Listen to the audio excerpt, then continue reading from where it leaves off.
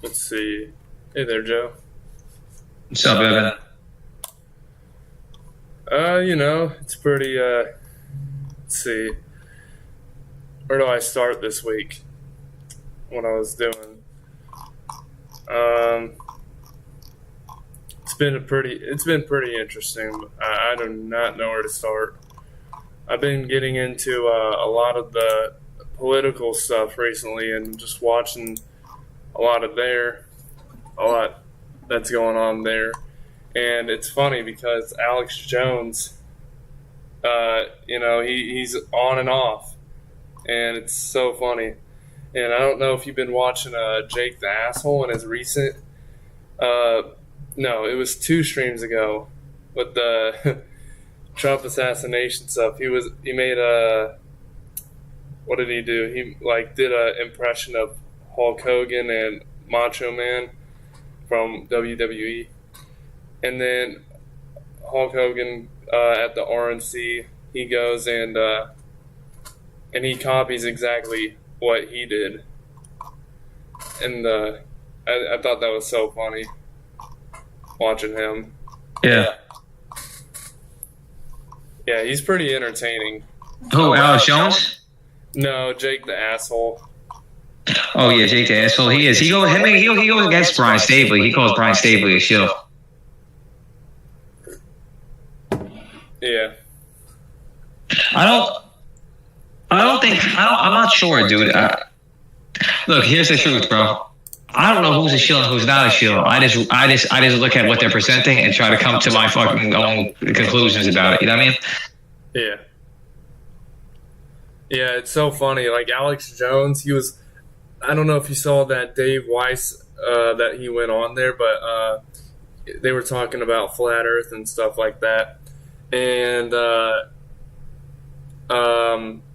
Alex Jones is against Trump. But then he was for him before, and then he's against him. And then he's for him again. And, I don't know if this is like the troll, because I know he can do like comedy, but I mean, like if you just go watch that, it was pretty funny. But I find him a shill anyways. I don't care what Moxley might say. He's a shill, dude. Alex Jones? Yeah. Definitely.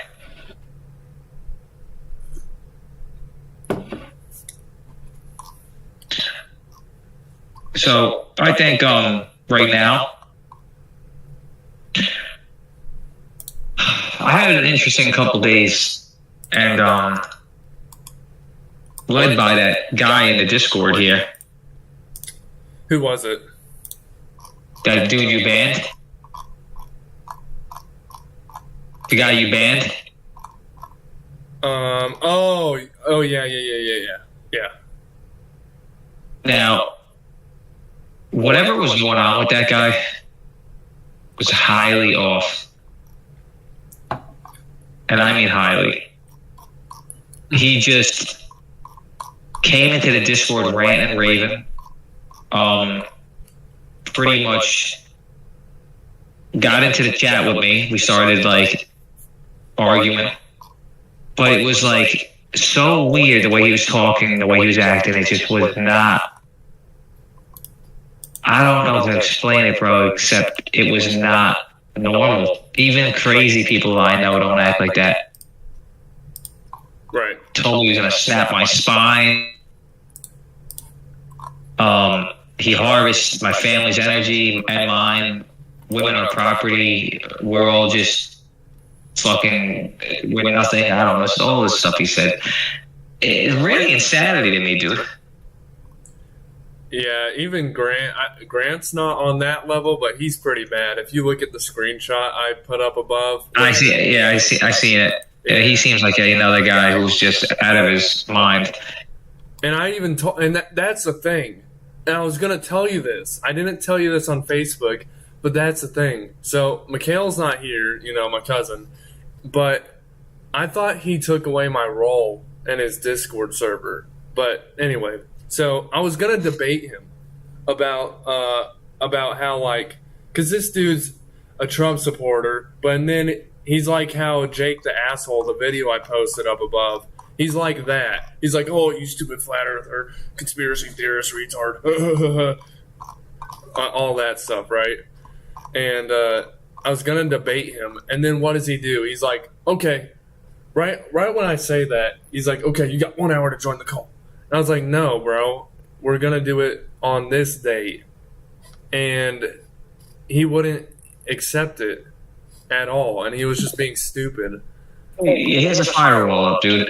Look, you sent me that thing to go through last night. I went through with the whole introduction, and then the whole timeline, and then some of the the pretty much the outlines of everything. I went to the bottom because it was a lot of reading. But I got the gist. See, someone like me, I don't have to read something like that, dude, because I get it. I don't know if that makes sense. You know what I mean? Yeah, I haven't read it yet. I have it archived in my Chrome that I'll get to probably tomorrow. Yeah, it's nothing, dude. It's nothing like it's interesting, dude. But it's something that you don't have to. You don't have to see it, dude.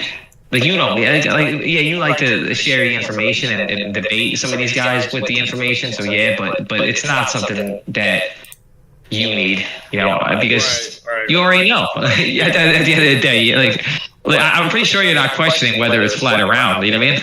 Right, yeah. I just like the history of it. I'm really into all that stuff. But yeah, I know it's flat. Yeah, and it's like me. I'm not like I could point. Here's the thing, dude. The problem is if you start bringing up, this is the realization that I've come to. You start bringing up these sophisticated things from a long time ago, and you start looking at it like, hey, this guy's going to see things in my way. For every study or every fact that you throw at them about flat Earth, they have 10 facts to throw at you about glow Earth. Now their facts, the reason they have 10 facts is they're not facts, they're falsities, but they're made up by the science community that everyone idolizes. You know what I mean? So they're portrayed as facts. So this is where the problem is. Not only are you trying to break down, you're trying to break down not only the globe Earth, but you're also trying to dismantle our science system. You know what I mean? Yeah, it's like... So this is the problem. It's like Mind Shock. I don't know if you know who that is. He was reviewing a flat Earth debate with Dave Weiss and Jeranism and... Something with Dave Weiss now. I hear a lot about him being like a little bit of shillish. What happened with him? I'll get to that in a moment, but he was debating Michael Sartain. He's like an army dude, and I sent it in here, I think, but Michael Sartain, he's exactly like that, how you were just describing. But everything in nature, I know for a fact, with my spiritual awakening, it leads to the Taurus field and the flat Earth and all that stuff. It's flat. And if you watch this interview, or not interview, but debate, he uses his experience, but it doesn't prove whether or not the Earth is flat or a globe, right? It doesn't prove it. And Mind Shot goes into that. It was a recent thing. I'll send it. And it's several. I don't know why he does this, but he like puts the same podcast in like let's say the podcast is 2 hours long. He'll put it again so it will be 4 hours or something like that. It's pretty weird. I don't know why he does that, but yeah. Let's see. Okay, here it is. Yeah, I'm going to send it. Okay, so Dave Weiss. So, I think I told you this before. So, Brian Stavely, he goes to this Flattoberfest event. And I was thinking about, where's that held at? I am not sure. Probably somewhere either in Florida or, honestly, I do not know. South Carolina, I think it is. North Carolina, South Carolina. Yeah. And so he goes to this event, and this big YouTuber guy, Tyler Oliveira, he's going around interviewing these people, but saying stupid questions. And Dave Weiss is the one who invited him. And Brian Staveley, he goes up to Dave Weiss, and he's like, "Why is this guy here? You know, he's just acting stupid. He's just asking stupid questions." Because that was obviously for his YouTube channel to make flat earthers look stupid. And Dave Weiss was like, "Oh, he's a cool dude." And Brian Staveley went and talked to him on his live stream, and he was like, you know, talking about his awakening and 9/11 and flat earth and stuff like that. But that's why they're finding him a shill, because they find this troll, you know, who's just going around, and he's not even serious, to make his, like, how many subscribers? Like 2 million, 1 million subscribers look at flat earth like it's stupid. So yeah, it's so weird. So he promote. This is something that So if Dave Weiss is a shill, you have to understand something here. If he's a shill, you have to understand. You have to understand something here, dude. Like, this goes deeper than what we understand. It's a lot. It's on a spiritual level. If he is a shill, okay, you gotta understand that they promoted this guy to be a shill, and they told him to push out this stuff.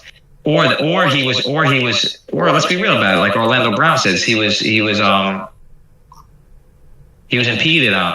He was taken over. Something happened. You know what I mean? Mm-hmm. I don't rule out any of that supernatural stuff. I don't. Because he didn't seem like a shill, but all of a sudden he's like doing this. You don't know, right? Right. But I think this is going to be a conclusion that a lot of people are going to have to accept. Also, unfortunately. Right. I don't think the Earth is completely flat, dude. This is something that flat earthers are gonna have to, I think, come to, and the globe earthers are gonna have to accept it's not a globe, and the flat earthers are gonna have to accept that it's not exactly what they think it is, neither. Okay. Mm-hmm. I think that what it is a. I think that we don't even. I think it's so far out there, dude, that we don't even understand it. Put it this way. I think what we are in is flat. I have no. I'm pretty like. I almost like guarantee that, right? Mm-hmm. But what we're in as a whole is a different story, and what we're in and whether and how it works is different. You know, on a material level. I don't think we're just on a firmament in outer space. I mean, now we're not on a wall flying through outer space, obviously, but I don't think we're on a firmament in outer space either. So that leaves the question to go: are we on a flat? Yes, we are on a flat piece of land, but where are we? You know what I mean? And how does it all work, dude? Why is it that the sun, as I'm looking at the sun, it goes and it gets to a certain. The sun doesn't disappear over the horizon. The sun disappears out of perspective. Right. If that makes sense. You know what I mean? So that means the sun is not at that point is not. We're not. It's getting to a certain distance that we're not able to. And the sun's so bright that you would think you'd be able to see it from anywhere, right? But there's obviously something where the sun gets a certain distance and you're not seeing it anymore, right? Right. So where's this all coming from? This is the question. Like, how do you put that into words?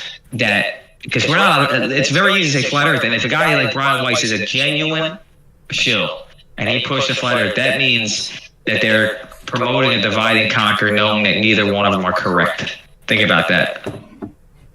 Yeah, how the sun, from my conclusion, flat earthers like Austin Whitsitt or, you know, Lindsey Harris. So Lindsey Harris, he calls it man's arc of horizon. Austin Whitsitt might say it's a metaphysical dome or azimuthal grid of observability, or a, you know, how they show you in celestial navigation. That one right there. The observability. What did you say it is? Observability? Yeah, the azimuthal grid of observability. So pretty much means it's pretty much being it has to be observed to exist, correct? Yeah, and how and what you were just describing, that's like the limit of vision. They acknowledge this. Like they got this in universities, and even Shane's model, he shows the perspective dome, the metaphysical dome that we see. It's because of our eyes. Our eyes are, if you look at the anatomy of the eye, it's has a this lens to it that's, you can say, spherical. It's just like a half dome, so you see like that all around you. Basically, you'll see like, 'cause the world, it looks like an eyeball, because the eyeball is also a torus field too. Yeah, for me, when I look at the world, dude, the world to me looks like a fucking flat as can be. I don't see no, like, I don't know if maybe from a certain view, but for me, it looks flat. Now I will say this: maybe with the way the sky looks from the distance, it does look like it has a roundness to it. I could see that part. You know what I mean? But then when you realize how the it's like almost like a optical illusion. The further something gets, the lower it appears to get. You know what I mean? Right, right. So there isn't nothing like it's. I think the overall outcome of this is going to be in the next. I would say the next 2 months, 3 months. I think you're going to get on this. I'm pretty sure, because I think it's coming. It's they're using flat Earth versus round Earth to cause another ripple in the divide and conquer. Yeah. It's closer to being a flat. We know it's fucking closer to being a flat Earth than a round Earth. That's not even a question. But now that after that, that's a fact, bro. Let's just get that out of the way. Flat Earth beats round Earth. Boom. Fact one. Fact two. It's flat from what we could see. What's outside the firmament? Why are we in a firmament? Where are we? How is it working? Is it all in God's mind? Is it mental? Is it physical? It's not physical, I don't believe. It's obviously pretty much not physical. And is it just something that has been constructed out of imagination, and somehow we have taken it as physical? You know what I mean? Like we've been taught that from birth. Like imagine this. Imagine if you came into my room, right? Imagine if I was in my room and I built a Lego set, like a crazy bridge, little castle, right? You come into my room, you have no clue this exists, okay? But now you come into my my gaming area, my man cave, and you see this thing. You're like, yo, that's cool, Joe. I was like, yeah, this is how it is, you know. And now that exists to you. So once you observe that, it's yours. But to everyone else, they don't know shit about it, right? Yeah. I almost feel like the way it's like when I went to Aruba, dude, and I never experienced Aruba, and it was like once I went to Aruba, it opened up something. Like, wow, look at this. This is different. Like my consciousness expanded a little bit. Now I'm starting, honestly, talking to you right now. I just got a thought in my mind. I got to travel more because because the overall goal here, like I've had an experience this week with someone who got in touch with me that I haven't heard from in about 10 years.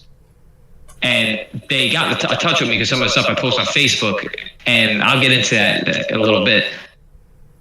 But I think the goal here is the ultimate goal. Number one, reestablish a loving connection with the divine God, which is always there, but we've been sort of blinded by the ego, right? No, number two, and this almost goes hand in hand with that. We have to rise. We have to raise the consciousness, our consciousness, individually, and then as a whole. And you got to look at it almost like a character in a video game, dude. You got to level it up. This is a simple terms, but I believe it. I believe it because the people who I talk to, I'm starting to notice this. The people who I talk to who get me the most and who I get on a high level, you know, not that I'm any better than anyone, are out of the box thinkers. They're people who question a lot of things, and they're people who generate original thought. So I think once we do this, I think you get all these conscious beings, and everyone, I believe, if you're not we talk about the NPC situation. I don't know what that is. You get a bunch of conscious people together, dude, and you start using your minds, and you start bouncing things off of one another, I believe you come to a lot of answers, dude. Because when I talk to people who resonate at a high vibrational frequency, I feel different, dude. I do. I feel I just feel like I'm tapped in. It's like I'm tapped into it's like, you know what it is? It's like being a fucking guy who's moving a couch, and then fucking you get someone else that's fucking there to help you. You know what I mean? Right. So there's an interesting quote. On Witsit Gets Its live stream, he always puts these quotes up whenever he's talking about geocentrism or something like that. There's a quote by George F.R. Ellis, and it says, and he's talking about the geocentric model. So the geocentric model, you can only exclude it on philosophical grounds. In my view, there is absolutely nothing wrong in that.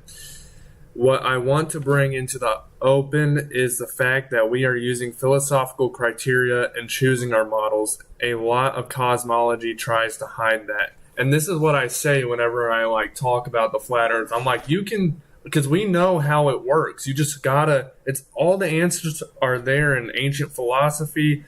It might be hard to understand it, but we have the books and the science now to, whether you want to, I know that atheists and all of them, they hate religion, but if you can understand it the way I do, or the way it's supposed to, I know it's corrupted, but if you can try to understand it the best that you can, because it is ancient wisdom, you can easily put two and two together, coming based off of you might not arrive there through the five senses, and that's intuition. Intuition is information gained without the five senses, basically.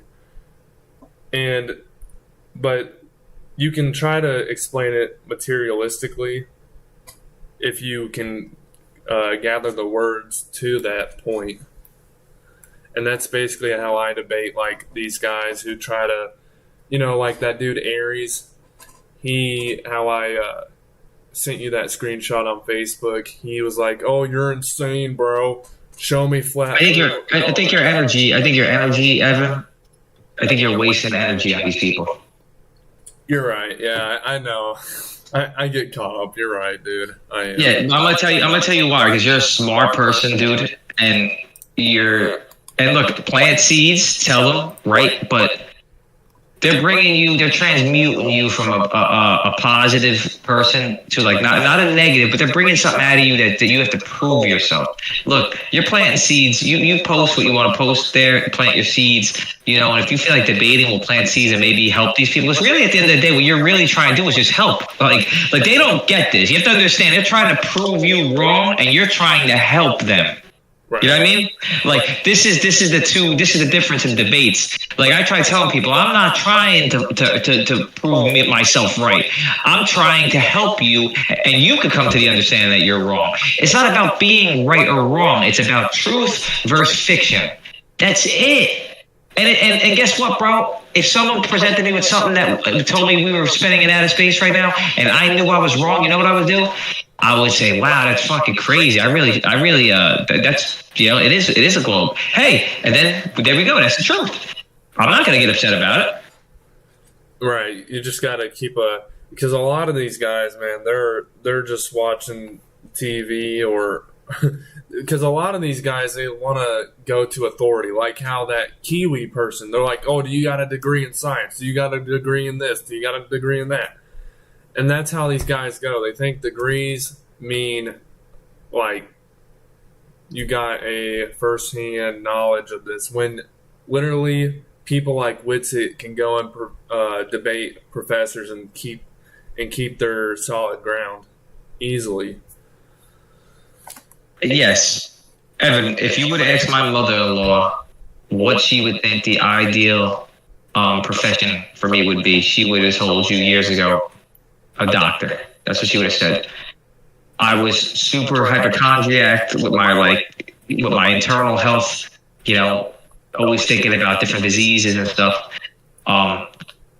And she knew I knew a lot about the medical stuff. And it was something, but I told her, I said, yes, I know a lot about this stuff, but a lot of it is through anxiety, right? Degrees and education are great. They are very special when they are in a highly open-minded person, a thinker, right? Right. You have someone who could get a degree and not really analyze outside the box, and then you have someone that gets a degree and analyzes in and outside of the box, and that is balanced, is obviously going to be way better, right? It's just how it is. Look, this isn't a competition. This is certain people see this truth that we come to know it as and are trying to make a difference, bro. I told my friend today, I think we're all nodes. That's why I said NODES. That's just what I feel. I think for whatever reason in this current reality and timeline, the way we are waking up, I feel like, obviously we're some of the, I'm not gonna say we're the first, but we're obviously, seems like we're in the first wave, right? Right. I think that like a Wi-Fi extender would have to be placed around a house to get reception in different rooms if it's a big enough house, right? I think our consciousness raising is like a node of the divine. The divine is able to communicate a little bit through whatever means it may want to. Synchronicities for some, maybe visualizations or audio, for other people, maybe intuitive things for others. But the nodes is what I believe. It's a simple word, but I believe by us all being these extenders. Now, whether the people take the signal around us or not is another question, Mm-hmm. They're gonna tap into the Wi-Fi and get their phone running off it, get that 10G connection, or are they gonna stay on their 5G or 6G, whatever it is now. Mm-hmm. 5G, right? It really is as simple as that. But it's really not simple. It's super complicated. No doubt it's flat, the Earth. I mean, my question is, what's outside of it? What's on top of us? What's within it? Do we have dimensions overlapping on top of one another? You know what I mean?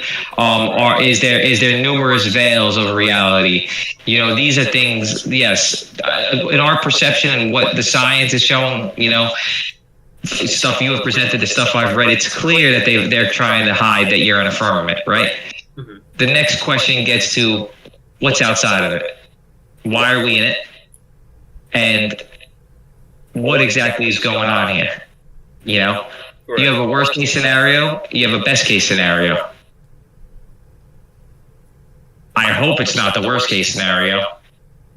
And anything but that is, up the ladder. So yeah, there's you have I've thought about this a lot of the time, and it runs through my mind. So about out of body experiences, how people will be sleeping or something and they'll come out of their body and see their body, or the astral project. Yes. Yeah. So I feel like you have one realm like that. You have a realm another dimension where you have, like, let's say you die, you can remain on Earth, I think, forever. You can, until you want to, I guess, get pardoned and go back to the cosmos and go back to singularity. And then, but the people like that, though, I feel like we're more materialistic people who just don't really know much. They're not really evolved spiritually. So they'll reincarnate over and over and over again. But the people who are seeking the truth, like people like maybe like you or me or anyone who seeks the truth, they're more awakened. They'll have like choices, so they can choose to be like guides, spiritual guides, or something like that. I feel like there's so many realms, because even on Earth and your spiritual awakening, there's different levels of consciousness. and how spiritual a person can be. So you got like the main person, Buddha or Jesus or Krishna, but and then you got all these prophets or something like that. It's kind of like the what is it? You got different angels, like you got angels, archangels, and then whatever else might be, right?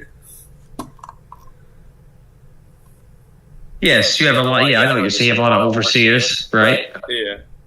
Even See, though that we might don't. be metaphorical, I'm just using that as like a sense, as like consciousness. Yes, I believe, dude. We're here to the consciousness. You ever come across someone who's highly smart but not that conscious? Yeah, yeah. Do you know what I'm talking about? Yeah, I feel like most smart people, it's very rare that you find someone who's smart and conscious. This is where I think you might hit the nail on the head. You're pretty smart and conscious, you know? Yeah. A lot of times you come across people who are IQ smart, but lacking awareness. You know, and these are the people that, you know, are they could tell you everything about geometry and calculus and all the math, and you know they could do this and do that, but they wouldn't be able to screw in a light bulb, and they wouldn't be able to talk at a bar, and they wouldn't be able to think of anything really that's not textbook. You know what I mean? Yeah, I know what you're saying. So I wonder sometimes how that works. Because I'm going to tell you, I've come across people, man, that I can talk to that are smart. And when I go to have conversations with them, what happens is the ego and the fact that the person knows that they are smart, they believe that there's one level to being intelligent. Which, you know, there's more than one level of being intelligent. Mm-hmm. You know, if you ask me how intelligent I was book-wise, I would say right now, since I haven't been in school a long time, I would say, you know what? I would say right now I'm like a C student. That's what I would be. You give me a subject that I'm interested in, maybe I could get an A. But for the most part, I'd probably be an average IQ guy. That's what I would be. But when you ask me about other things, street smarts, A+. You asked me about this stuff, like consciousness. I was always open-minded, so I would have to say I'm doing very well in this area. But I noticed that there's a lot of levels to this, and the problem that we're having is this is a huge problem, is that we have the IQ heads, and they're fucking throwing around their sciences because they can't accept that some of them are false. Now this is their egos coming out and shining. So how do we change this? The truth of the matter is you change it through continuing to plant seeds and being persevering all the ridicule, dude. That's it. You're doing a good job. I know exactly what you're saying, man. And this is like the left brain versus the right brain. You got to be right down the middle, in between, because we're in the materialistic world.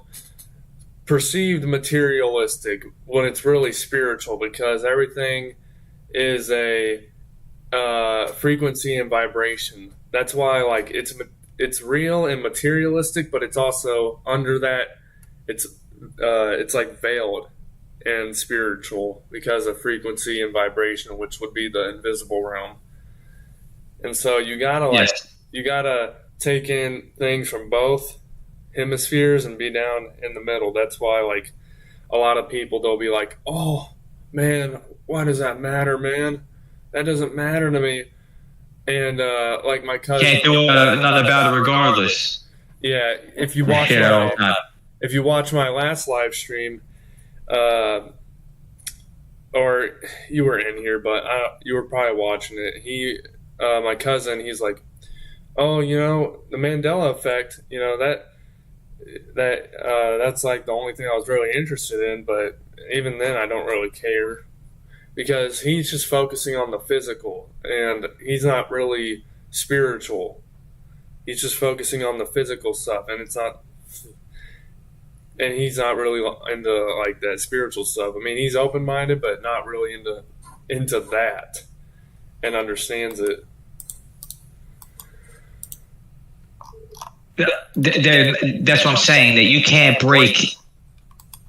Look, bro, you're very fortunate to have the ability that you have, and you're very fortunate to that the divine put out the hand, and you took it. You know what I mean?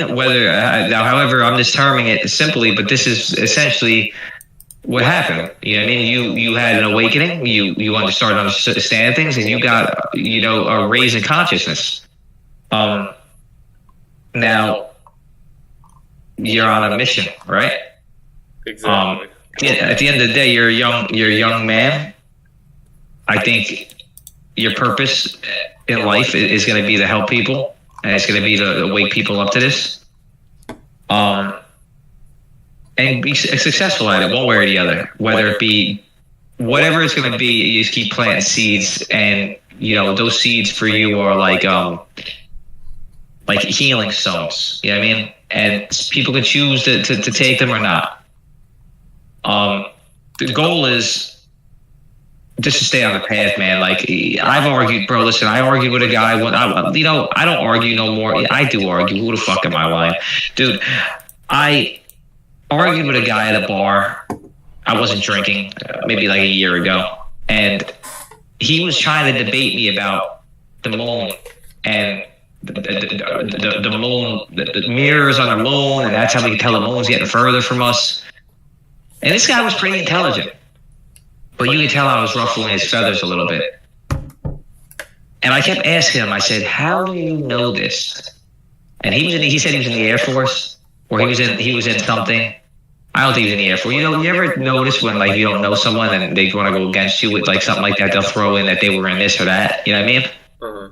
Anyhow, it was very interesting because I said, "How'd you learn this?" He goes, "I seen it on TV."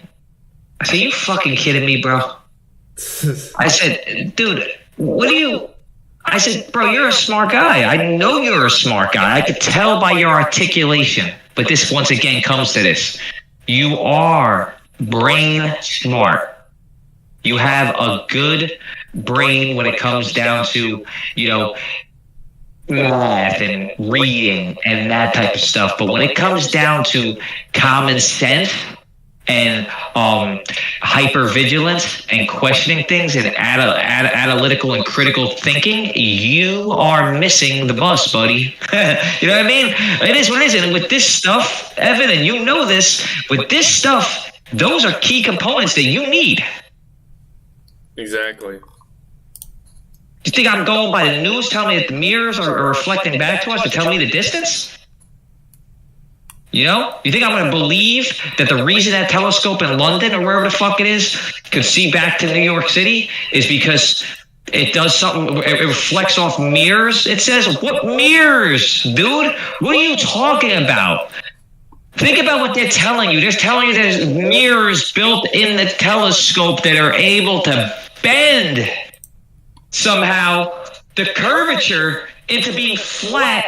I wouldn't even be able to, dude. I wouldn't even be able to explain what they're trying to explain to me because it's so fucking illogical. Yeah, they just think about what yeah. But the thing is, this is how they get you. It's so complicated that you won't even ask questions about it, bro. They're telling you there's mirrors that are bending light in a way that is making it so that you can see something that is beyond the curve. Now, I got news for you, minions.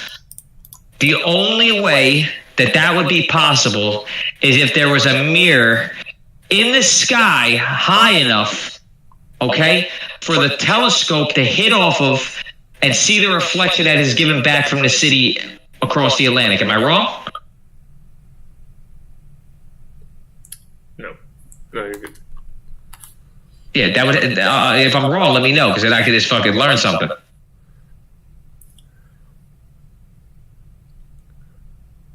But I find it to be highly weird. Yeah, the physics that goes into that, the way they say stuff, they'll just say anything. They'll be, they'll just. I don't know any really good examples, but they'll change their story all the time. Like the Earth age, right? Like, oh, the Earth is 4.6 billion years old because we know this rock on Earth. We found this rock, and then they'll change it again. They'll be like, oh, guys, we're sorry. That rock was actually 3 billion years old, and we found a new rock that's like 6 billion years old. Yeah, dude, it's insanity. I want my boy hops in here. If he hops in here, my boy just sent me. So my boy had an awakening last year, and he contacted me after 10 years, and he told me some stories, bro, and it was very similar to me, and he went really deep, and I think you'll really find him interesting. He had crazy experiences. I would love for him to tell me your story. I invited him to the server. I think he might have accepted it. Was it? You'd enjoy him. Jiddle. Either a Jiddle? Yeah, I saw him up here. Let's see. Yeah. I noticed he was your friend. I checked his profile. Yeah. He asked me about the Freemason stuff because he's highly against it. And he has his theories on things, I told him, I said, look, my buddy just does a lot of Freemason research. I said he's not a Freemason. Yeah, I love the history. Like, there's this website, Freemasonry Watch. It has a ton of like anti-Masonic and Masonic history. But the one thing that I love, like, they got good teachings, but the people in it, you go and read that. Like, for example, Kenneth Noe. This dude was a Freemason who he got in a road rage and he killed somebody. And he fled. I think he got put in prison, I think my memory serves right. He ran away. He didn't get caught for a couple years, and then they find him, and then he goes back to prison, gets released in 2019. But he was a Freemason, and he was in a what's it called? Someone saw him giving like a Masonic handshake to a police officer. Now that made me think, and this was in the UK, so I'm assuming laws were different. But if that were me, I probably would have gotten life in prison. Like in this justice system now, they probably would have given me life in prison for that shit, and they're gonna let this guy go. But supposedly, man, he failed to pay his dues, and they kicked him out. But he gets released, and he's like 70 years old or something like that. Yeah, dude, And there's other stuff. The whole if you just go on that website, freemasonrywatch.org, they have so much stuff. This is like years of research, and I'm reading a lot of this stuff because I'm really interested in it. I love the teachings and stuff like that. I have a few books about like their rituals and stuff like that, and I even bought this one Oxford Bible for like $150, dude. I don't know why they have it so high, but they had this Oxford Masonic Bible, which interested me because they had these pictures of Egyptian gods, and especially one with like resurrect or like reincarnation or something like that. They had this picture of like the soul descending down into a body at the end, and they have a bunch of other stuff too, but it interested me. So I love their teachings. They got some good stuff, but these guys and some of the history, a lot of the history, awful people, dude. Horrible. That's the whole thing with it, man, is you take the positives and the negatives, but the problem is some of the negatives outweigh the positives massively. You know what I mean? Yeah. So when it comes down to the Freemasonry stuff, it's good to learn about, but it's also something to be very careful with. There's a right way to do things and a wrong way to do things. And I'm not saying that all Freemasons are terrible. There could be some Freemasons that, you know, do things correctly. But the fact of the matter is that to get into power, right, on a certain level, you're not playing fair, bro. There's something you're doing. You know what I mean? You could agree with that. Exactly. You're doing something. You're doing something, whether it be rituals, blood sacrifices, fucking making people dress up in wedding dresses, whatever it is, there's something that is going into it that the normal populations are aware of. And it's an unfortunate truth, but this is where you could either choose to go, look, you could walk the path of the divine and go the righteous way, which I'm never gonna go off of. This is who I am. I'll die like this and I'm gonna live like this. Or you can take the shortcut and start doing crazy things to get what you want in this material world. But ultimately this material world is not gonna offer you what you actually are desiring. You know what I mean? Right. That's why you see these people at the top doing what?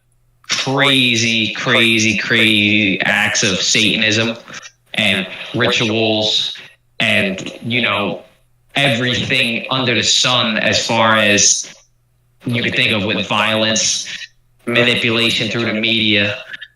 You know, I don't want to walk that path, man. I don't want to walk that path. I get a guilty conscience if I step on a bug. Forget about, you know, if I'm out there friggin' doing the things that these people do. Now, am I saying all of them are bad? I think some of them get involved in it just because they don't understand it too well. You know, you might have some people that get involved in it thinking, you know what, man, I'm going to use this in a positive way. But some people don't understand what they're getting involved in. And by the time they get that understanding, they're too far in. They're in the quicksand already, bro, and they can't get their leg out. You know what I mean? Mm-hmm. Yeah, there's some of the pictures that were posted in the Discord by one of the guys in here. It's associated, I guess, with certain things. Some of those pictures are very disturbing to me, dude. Does he send the clown, the of Cuban home guy? It just looks like it's off. I don't even know if they're generated by, like, if they're AI generated pictures or what they are, but they really messes with me a little bit to look at them. Yeah, I find him he is a Freemason, and he was in the flat, and I met him through the Flat Earth Discord. He seems like an intelligent guy, but some of those pictures are highly disturbing. Yeah, I found the clown images like interesting myself. I was like, okay, like this is interesting. He does seem intelligent, but I don't know whether he's lying about, because we've debated about the globe and flat Earth before, and I don't know whether he's lying or what it is. Because I'm like, are you really like, if you're, because how can you be a Freemason?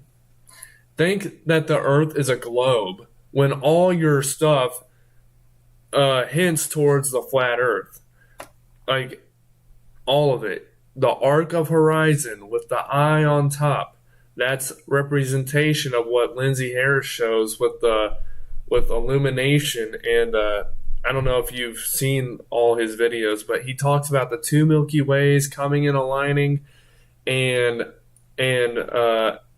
at the full moon, and your full moon aligning as well, that you were conceived in. And this is the ultimate spiritual awakening he talks about. And in the Bible, it goes into the second coming of Jesus and stuff like that. And he's saying the moon as far as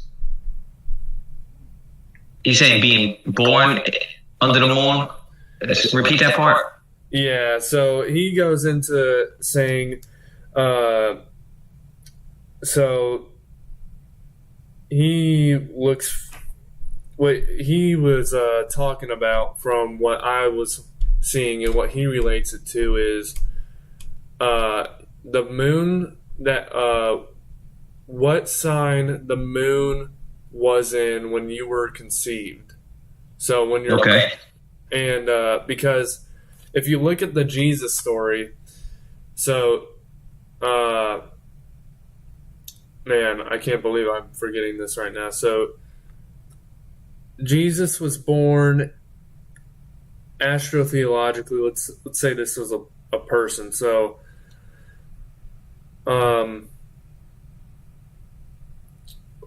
what is it? It's not spring, but I can't think of it, but he gets born, and then 9 months later, I think it's spring. We'll just start with spring. So springtime, March 23rd, and then 9 months later, that's man, I'm really bad at this. March. He's a Pisces. I know that. I'm looking right now. December. It would be December.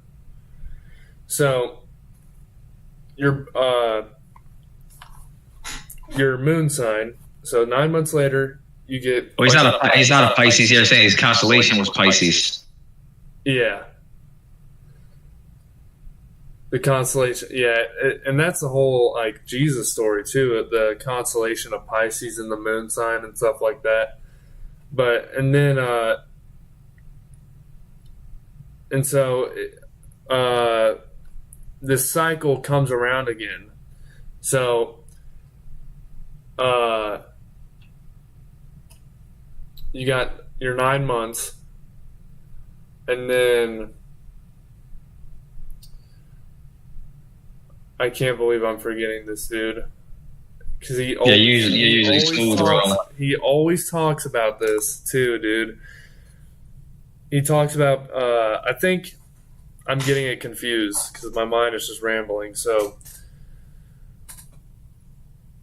you got Jesus born in December, and then 9 months later, born of a virgin, and then it comes back around again at a certain time for rebirth, and that would be like springtime. I'm getting it confused. I feel so stupid because I'm getting it confused. You're good, dude. You're a steamroller of energy, bro. We all stumble once in a while, bro. With the amount of education and stuff that you go through, bro, it happens. Yeah, I seem so stupid right now because I'm just like getting it confused. But he always goes into this in his past videos. I'm just like, and I even talked about this earlier. I even wrote it down a really long time ago, explaining it to someone. So, but the whole story is there. It's just whether or not like I can explain it very well, because I guess I'll just explain it like this. So let's say you were born in, we'll just say, springtime. We'll say March 23rd, and the moon sign was in, we'll just use Pisces. And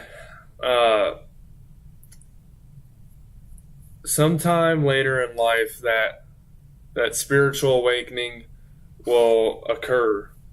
This alignment in the heavens will occur at that full moon in Pisces, and that will be the ultimate. But your parents don't keep track. That's why it's important to keep track of like if you ever have a child, like if you ever have a second child or whatever,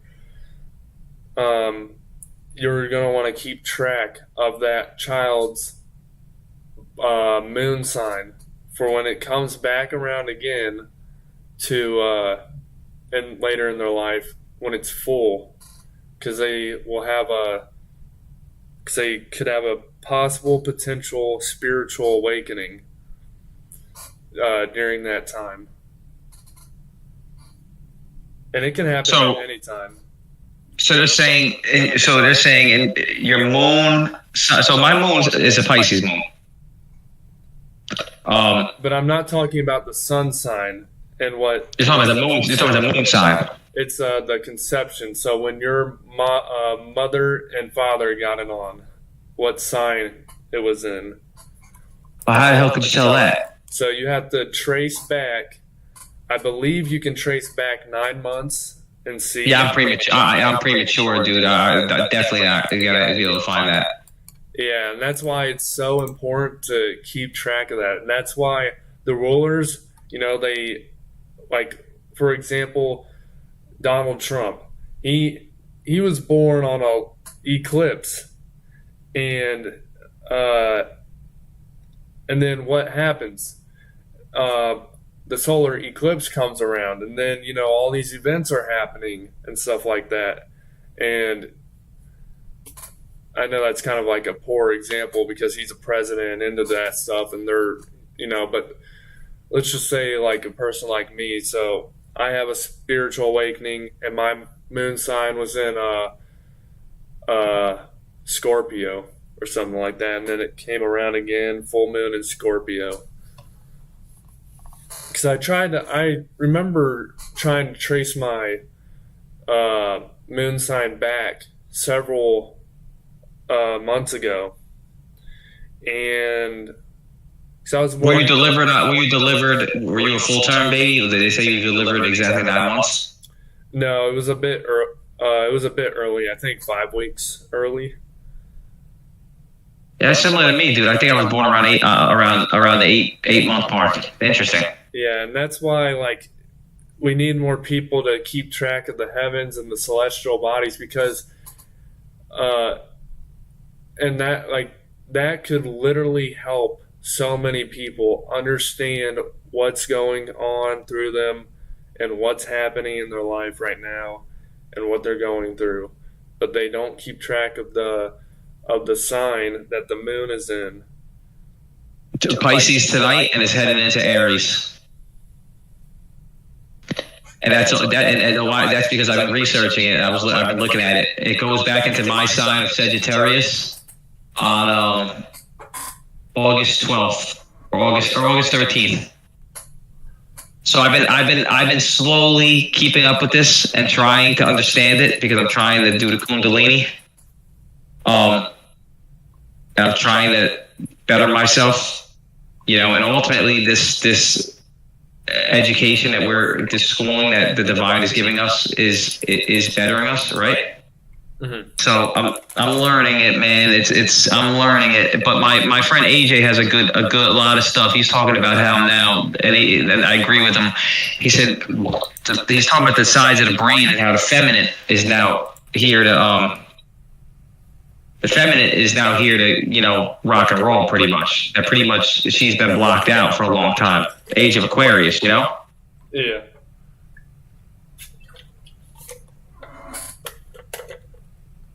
But the moon signs and the sun signs, like my sun sign is in 12th house Sagittarius in a Placidus system. It's in the first house Sagittarius in a whole house system. Right, and my moon sign stays in Pisces. It's interesting because yesterday I had a little bit of a blunder with my emotions, and I was in my moon sign Pisces on the blunder, and it's interesting because I don't know, they always say like there's certain times if you want to start something new to do it on a certain moon sign, right? Or if you want to, there's little, not to do certain things on certain moon signs, right? Like certain surgeries and stuff. I don't know if you ever heard of that. Right.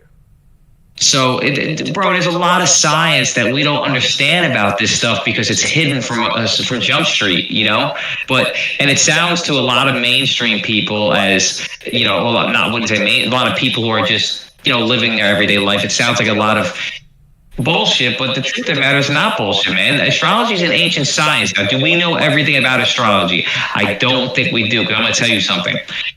I don't think they understand the 12th house good. I don't think they understand a lot of the financial houses good. I don't think astrology was worried so much about money in the regards of our currency. Mhm. I think there's another form of wealth that there's another form of wealth that astrology was talking about, I believe. And I just think wealth means, really, I just think wealth means getting it could be maybe your spiritual or material desires, pretty easily if it falls into certain houses. But a lot of people look at it as like in our reality is like it meaning materials like money. Like, hey, you have this in your second and third house. You're gonna have no financial problems.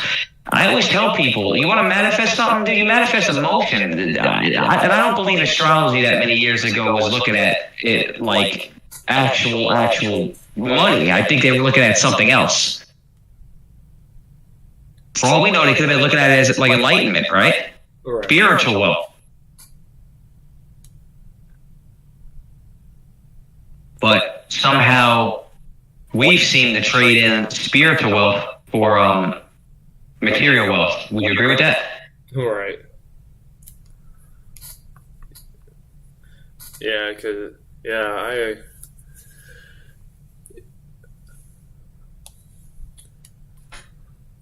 But yeah, the celestial bodies, like just as you were saying before, like don't have surgeries here. Like a lot of with Saturn, I think that's like a lot to do with the bones and the teeth. And if you have like a moon sign going in to Saturn or something, you won't want to go and get that because something bad could happen, right? That's why I'm not too. Is it Saturn with the moon sign and the teeth? Yeah, I think Saturn's to do with teeth, like within the human body anatomy. I think it's to do with teeth, the bones, and some other stuff, but the influence it can have. But I am not too fluent in astrology as I should be. But I want you to do me a favor, Evan. My uncle's watching, and he's interested in the Taurus fields and the how the flat Earth works. And he's a flat Earth guy. He believes in all of it. yeah, Could you give him an explanation on how it works? Because you'd be better at that than I am. yeah, I can give you an explanation. So basically, there's two forces of creation. Two main forces. You got the centrifugal divergent force, which would be right spinning, and then you got the centripetal convergence force, which would be left spinning. And those two forces, when they come together, they create the plane of inertia, and that would be like what they call the like we'll just say plane of inertia, but it's created from 0 point energy, which is just like you can think of it as just energy that was already there. And Julio Castro, in his Hearth book, he goes into how the geometry of counter space, which would be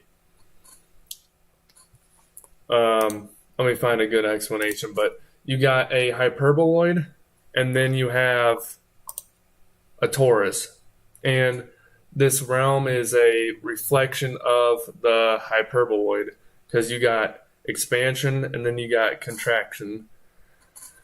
Let me find a good meaning or definition. Because I was writing about this a really long time ago. And I'll read like a couple pages of the thing I wrote. So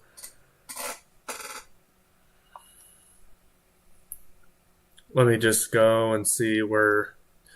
Okay, the universe, as Ken Wheeler says, is simple. Nikola Tesla also knew that the universe was simple. Speaking about today's scientists and physicists, Nikola Tesla said today's scientists have substituted mathematics for experiments, and they wander off through equation after equation, eventually build a structure which has no relation to it. Math can be Good science when used properly, but using it constantly in substitution for obvious observations brings people to delusions. Um, that's not what I wanted, but But he's pretty much saying that you're making pretty much a mountain. Well, I'm not saying I don't want to say it's a molehill, but you're pretty much just using all these different equations that have absolutely nothing to do with what's actually going on, right, and at least into a form of delusion. and there's a bunch of stuff, so I'll just read this. This is pretty good stuff. So, although we know of these things and they stand true, people can't look at the macrocosmic scale of the universe and see the heavens and earth, how it gives everything that we need. It is man who goes out and creates scarcities. Mother Nature naturally gives us and replenishes us with abundance. Life as we know of it today came from two forces, which are centrifugal divergence and centripetal convergence. Centrifugal divergence is right spinning, and centripetal convergence is left spinning. These two seemingly opposite forces are actually spinning the same way. Because, yeah, they're both. It's hard to imagine that, but they're both spinning the same. I can sort of understand it. They're spinning and they're almost forging and they're merging slightly, right? Is that what they would be merging? Yeah. Yeah. We can contribute these two forces to creating life as we know it in the perceived illusion of the material world. We also see this exact same thing occurring where when you take a magnet, it has a north and a south pole on it, and Earth has a north and a south pole. The whole Earth is one big gigantic magnet which radiates energy that we are affected by. All of life then takes on the form of creation. And then John 1 1 through 3. In the beginning was the Word, and the Word was with God, and the Word was God. The same was in the beginning with God. All things were made by him, and without him was not anything made that was made. And this is basically getting into sound and frequency because words are sound, and that's basically energy. And Yes. that would be the beforehand and what the Bible's trying to, what these writers were trying to describe is before the beginning of the universe, you have that energy or primordial state. And the Egyptians, they might call it Nun. I think that's the deity. They attribute Nun, the deity Nun, to it. And the word gives us, in the word, pretty much what they mean by that. I actually seen someone say this the other day. It made a lot of sense to me. They said without the word, what they actually mean by that is the word. Without the word, the reality wouldn't exist. Pretty much without language, reality wouldn't exist as we know it, because how would you be able to conceptualize or describe something without the word? So this guy I was listening to, he made a very good point on it when he said that the word means creation of this reality. Doesn't mean the beginning of all, like a lot of people think it means. It doesn't mean the beginning of everything. It means the beginning of this. I don't know if you would agree with that. Now, the torus field, it's a lot of stuff. Like, you can't just learn it in a short manner, but I'm trying to condense it as short as possible from what I've learned. So, basically, I'm going to pop up a few images actually on here on the screen.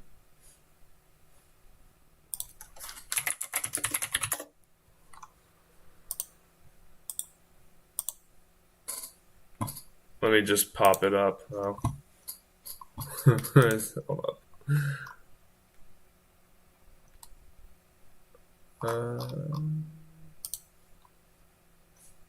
It's going to take a second. Hold on. One asked me, he said, how about the world seems round because of the magnetic fields? So because on of the shape. screen right now, we have this. This is a ferrocell of a torus field or magnetic field, whatever. But this is basically Lindsay. You have it on the screen, Evan? I don't see it on the screen. It's on the live stream. I'm on the live stream. Oh shit! It might be behind. Yeah, it's just a little bit behind, a little bit of a delay. But okay, there you go. Basically, we have the, this is it's a torus field, but it's not the whole thing, because in reality you have another field encompassing it all and containing it all in, but you have these magnetic fields. They go to the tropics, and then the magnetic field also goes down through the ground and appears out over the south. And with these magnetic field lines, you can, depending on where the sun might be, uh, it will be on any of these magnetic field lines. So if Joe is over here, imagine this as like Earth, right? And Joe is over here, and I'm like over here. We each get our own perceived image of the sun. Now, let me show you something real quick. I'm going to show you a video by Lindsay, something that he just posted a few days ago, because he has a really good video. It's only a matter of finding it. I think it was 44. No.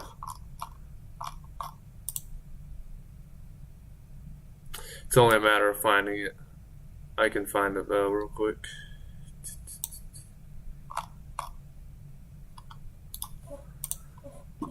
He has a really good thing about showing the star trails.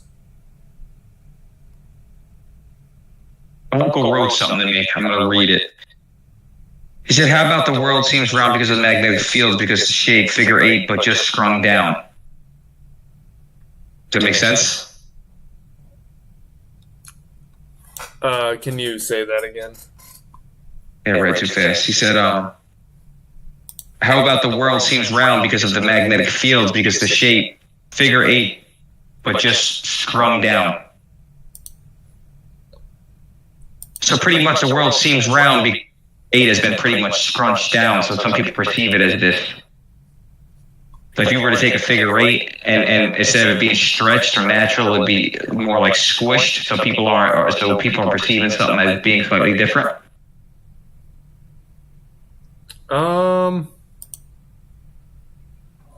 Let me pop up a model. So I like this.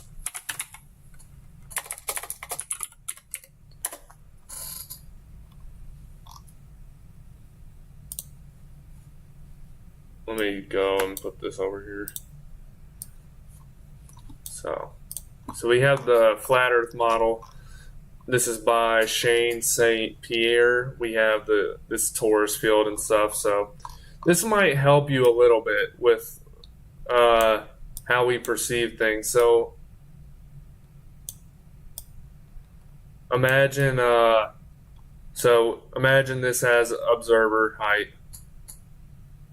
or an observer's perspective. So you got your observer right here. Not to scale, obviously, but you got your observer perspective. And then you got, now, this is the thing and where people get confused. So, as you can see, you'll have the sun going down, right? And it will appear to go down on your horizon because it's just moving away from you, but you have a metaphysical dome over you that you see 180 degrees, 360 degrees around you. It appears to go down because it's just going down on your horizon. It's just going down on your horizon like that, but the sun is still up above. Now why is the sun right here and it's like curving like this, but it's going down like here? Because everything is in a plowshare wave. As you can see, it's like, it's obviously not to scale, but Lindsay Harris, he goes in and talks about this. It's more in a plowshare torus field wave where it's curved. So So really, the sun is right here, but you're seeing the projected image on your arc of horizon right here. So you got the sun, the projected sun out of the torus field that's coming from counter space. But with your little metaphysical observation, you're only seeing the sun right here. I know that kind of seems a lot. No, I'm getting it. It's just, you've explained this to me so many times, I'm still learning. So you're only seeing it right here, and it's just going out of your perspective. Yeah, there's multiple things going on with what it is that there's multiple things going on. A lot of it, a lot of it ties into spirituality, right? And the other realms and energy and everything like this type of. But this is a complicated. I wouldn't say it's complicated, but it's more diverse than what the globe Earth debater would want you to realize. You know what I mean? They want you to give a very simple explanation about, you're in a dome, you're going to fall off the edge. You got a sun in a moment, it doesn't line up. How do you get 24-hour sun in Antarctica or whatever they fucking talk about? It's just a lot more complicated than that, dude. It's science that is not taught, right? Yeah. There's a lot of stuff I've wrote here, and it's pretty good. So magnetism is the loss of inertia, and what is called magnetic attraction is increasing inertia and acceleration towards the lowest pressure zone, which presents to us the geometry of counter space, which would be the hyperboloid or hourglass, which is the negative image of a torus which sits in a donut. In other words, the inverse of the hyperboloid is the geometry of dielectricity, which is the torus. The geometry of space is a torus with two vortexes. One vortex is on top of the plane of inertia and the other at the bottom. It's the gyromagnetic precession of all magnetic fields of every atom.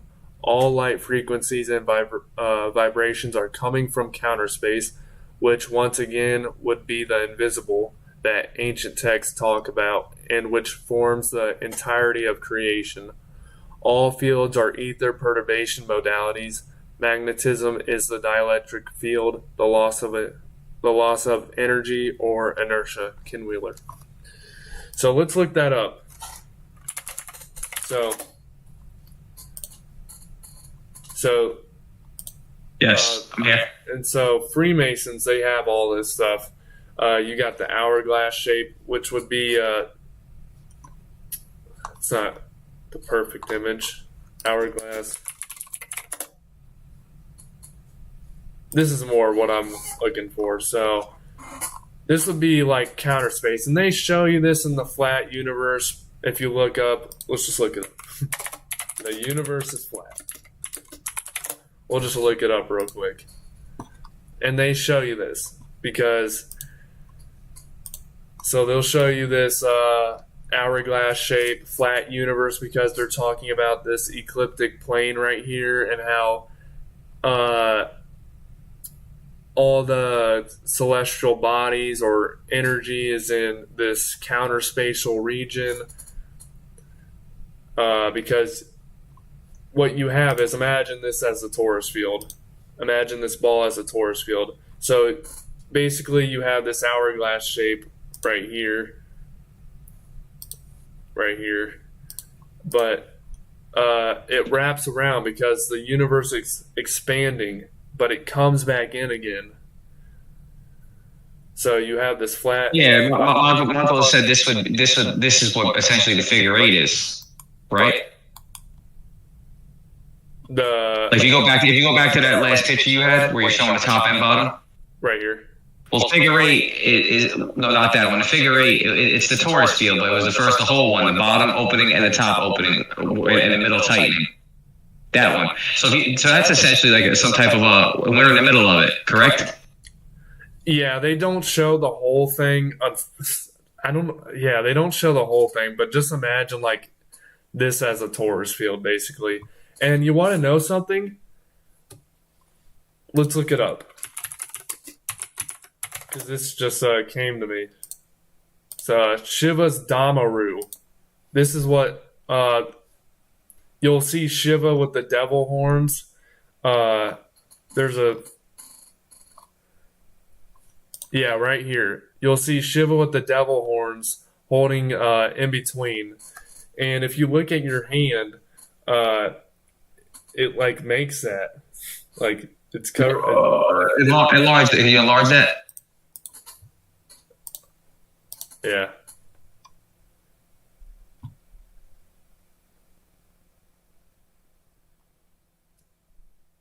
Yeah, it's pretty interesting. It's showing it's like the inertial plane through here, and then you got it's like the separation between the two. So see, this is inertial. That's the inertial plane. That's like essentially they're saying that our realm exists in the center. Yeah, it's a okay. Plane of inertia. We can. It's named after block domain wall. They also call it. The only way the plane of inertia is impacted is by some type of force, correct? Yes.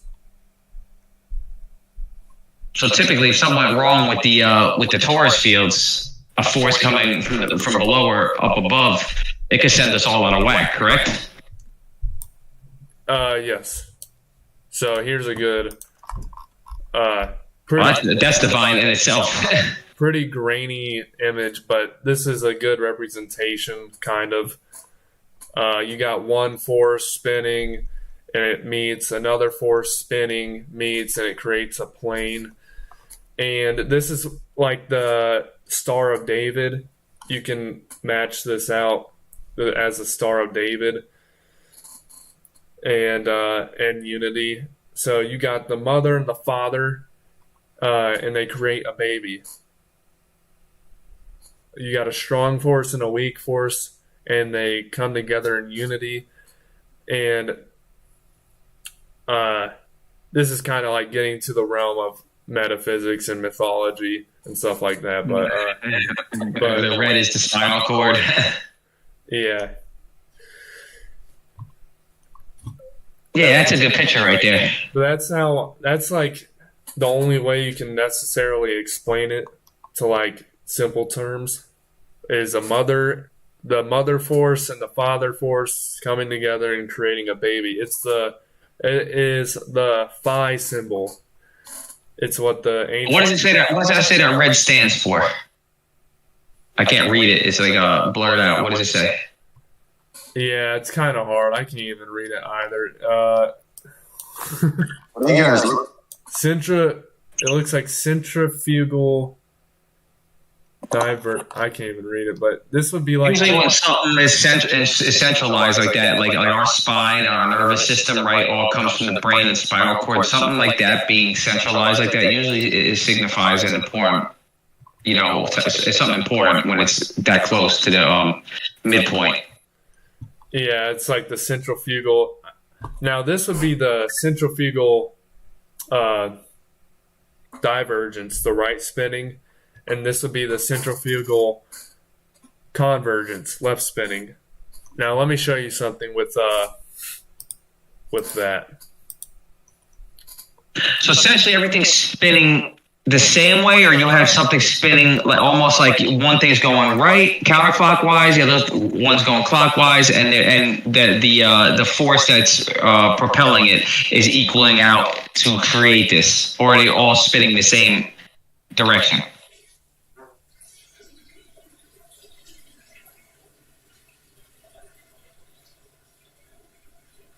You understand what I'm asking?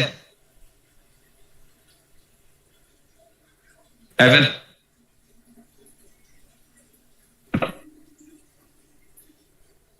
Evan, you hear me?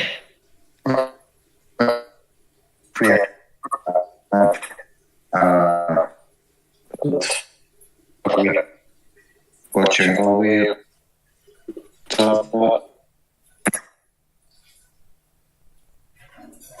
Do I exist? Oh. Yeah, I hear you, bro. Do you hear me?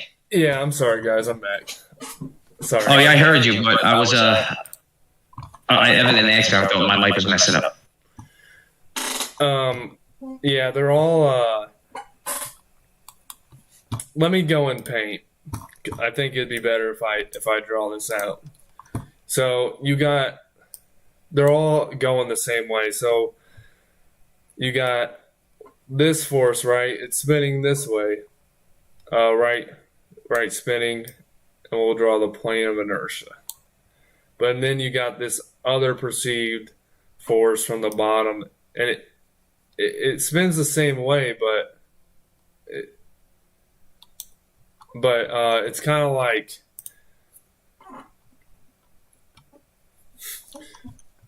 it's less spinning, but it's still going like the same direction. Imagine moving your hands. You take one hand, just stretch them out, and just move them both ways like that, and it's like the same. It's the same direction, but it's parabolic. It's kind of like the star trails. They're both going east to west, but you see one of them going like clockwise, and then you see the other going counterclockwise, right? That's basically how. Because it's upside down. It's coming from the bottom, correct? Yeah. And that's so it's like a twister at the bottom. In simple terms, a twister at the top, and the field that's being created in the center. Yeah, it's like this. So what I forgot. The northern hemisphere stars, they're going counterclockwise, right? Mm-hmm. Yeah, so they're all going one way, but I mean, I think they are, right? They're going counterclockwise, those stars.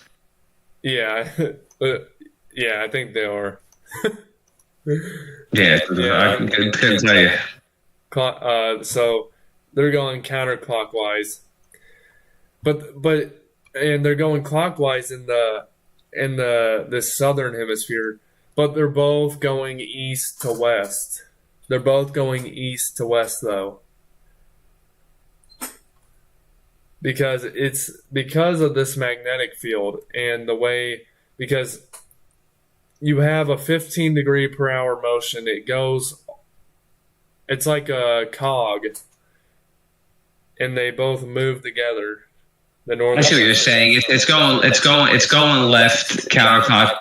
Still going the same to the destination point at the bottom, and it's the same thing with the other. If it's going the other way, it's still going. Yeah, I got you. And you can say north to south. It doesn't matter. It's still they're essentially, even they're going in different directions. They're still going to the same points. Yeah. Now I'm trying to find this video that Lindsay made, because he made a pretty good video. It's just. He showed how the stars move, and I'm just trying to find it. I think I found it. Yeah. Okay. So this will be a good example.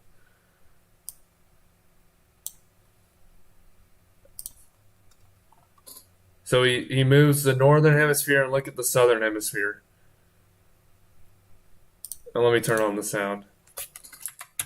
Things lining up as it turns.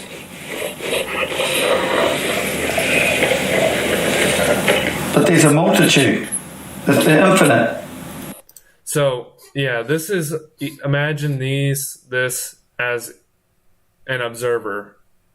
And there's infinitely many, it's like a tree branch. It's like tree branches. There's infinitely many Milky Ways, because there's like billions of people, and so we're essentially it's like an inner workings of an old clock. Yeah. Just imagine this as infinite, though, all the way around the southern hemisphere, and the northern hemisphere is the cause.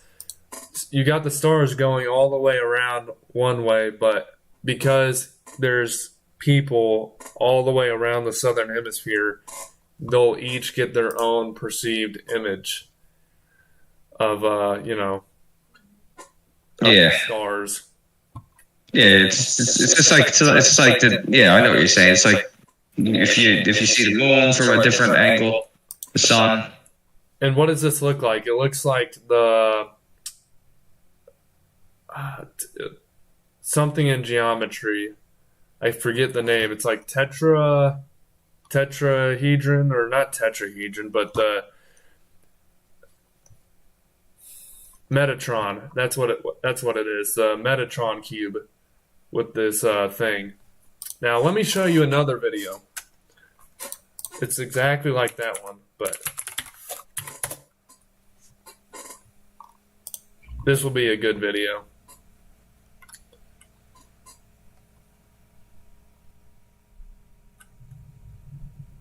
Oh my god, dude, we're gonna have to... Okay, thank god. Eastern skies already 30 degrees risen in the sky. Is the sun? See, does he spin it? Cancer. I want to see if he spins it. Give me the date. The eye of Ra. Give me the date. Yeah, okay, here he spins it. And this is how it works. So each person, and this looks like the flower of life too. So you got each person, so, you know, whatever, infinitely many people, and you got your one northern hemisphere.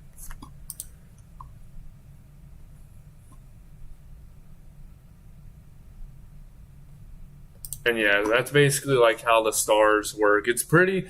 One of the constellations that he has on there? Yeah, it looks like the zodiac. And you can see them aligning up. This would be, you know... And that video I showed with Lindsay aligning this video right here, how the Milky Ways will line up. That's like the ultimate. That's the war, the Trojan War, or they even show this in the Egyptian. Let me show you.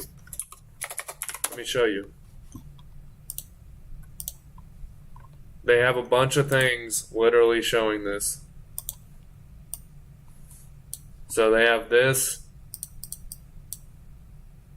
little alignment. And this is like the dielectric gap through here. The Freemasons have this.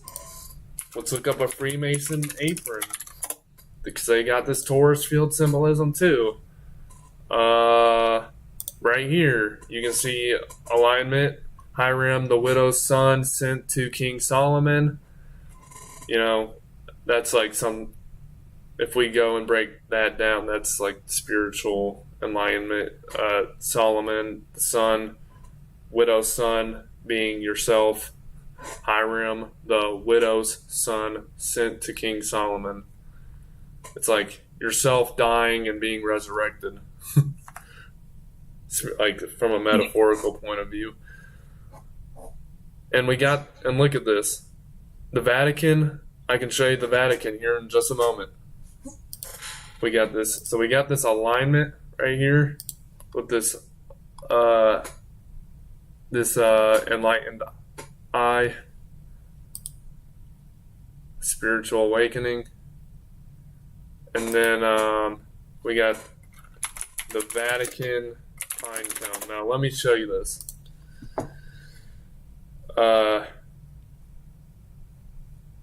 Let's see if I can find a better one. So like this. Now imagine this as this. No, not that.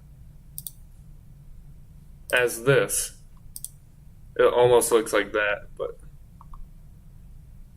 it just is all about perspective. So the eye is the pretty much the you're saying the eye is like the main cog almost. Yeah. So yeah, it's pretty deep stuff, but yeah, this whenever I see the pine cones, you know what I mean? Whenever I see the pine cones, dude, it's so clear what they're, you know what I mean? Yeah, they got this little I forget what this is called, but this is something to do with like solar eclipses, I think. But it's also like a Taurus field too. Like they got the little, you know, it's a sphere. But Oh yeah. Look, Yeah, how many albums have I shown you, dude, that have like the eclipse as a cover art? and look at this. This looks like a eye almost. Yeah, it does. You know what that looks like? A Langolier. You ever see the movie by Stephen King? No, I haven't. The Langoliers were time eaters, and that's it. Yeah, they were like balls like that with teeth. Let's look that up. How do you spell that? Put up Stephen King Langolier, Langoliers. Take a shot at it. The Langoliers. But they were like little, like hairy, like balls with like razor teeth, and they would eat time. They would eat the past. Yeah. And they were going, this was Mystery Babylon. This was a Wits It Gets It stream called Mystery Babylon, where they were talking about this orb at the Vatican, and it was something to do with like a solar eclipse. Now, whether or not I don't know if I necessarily agree with that interpretation. Now, I mean, I guess there's a lot of interpretations for a lot of stuff, but I can see that because it's like an orb going in front of another orb, something like that. It also looks like an eyeball. And To me, that looks like a ball going into like something crashing into something. yeah, That might be the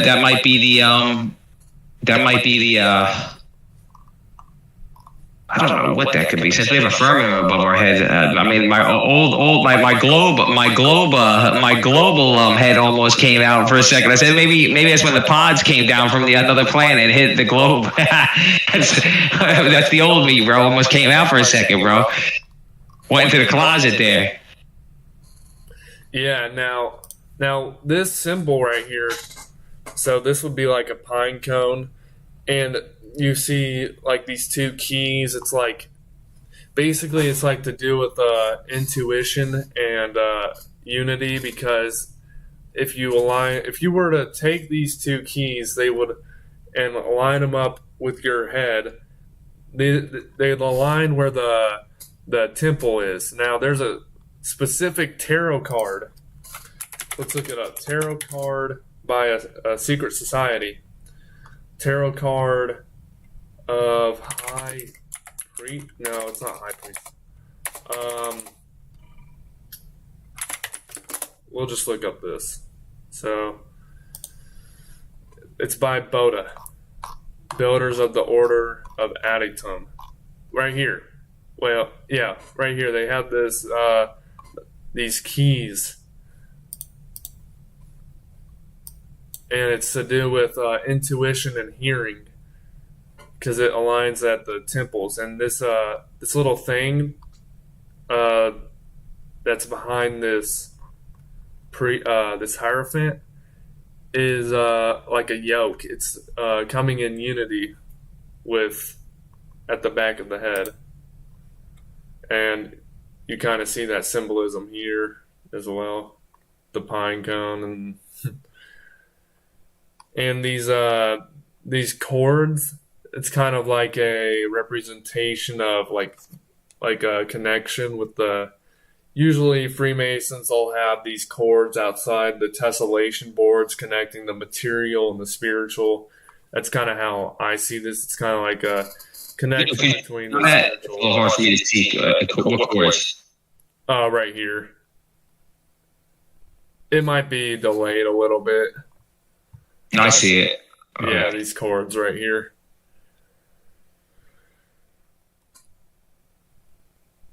But yeah, it's pretty interesting stuff. So the chords are essentially like the ropes, right? Yeah, I'll show you. Freemason. So it's pretty much that. So it's pretty much entwining into everything, saying everything's connected. Yeah. So with this, I don't know if that's a very good picture.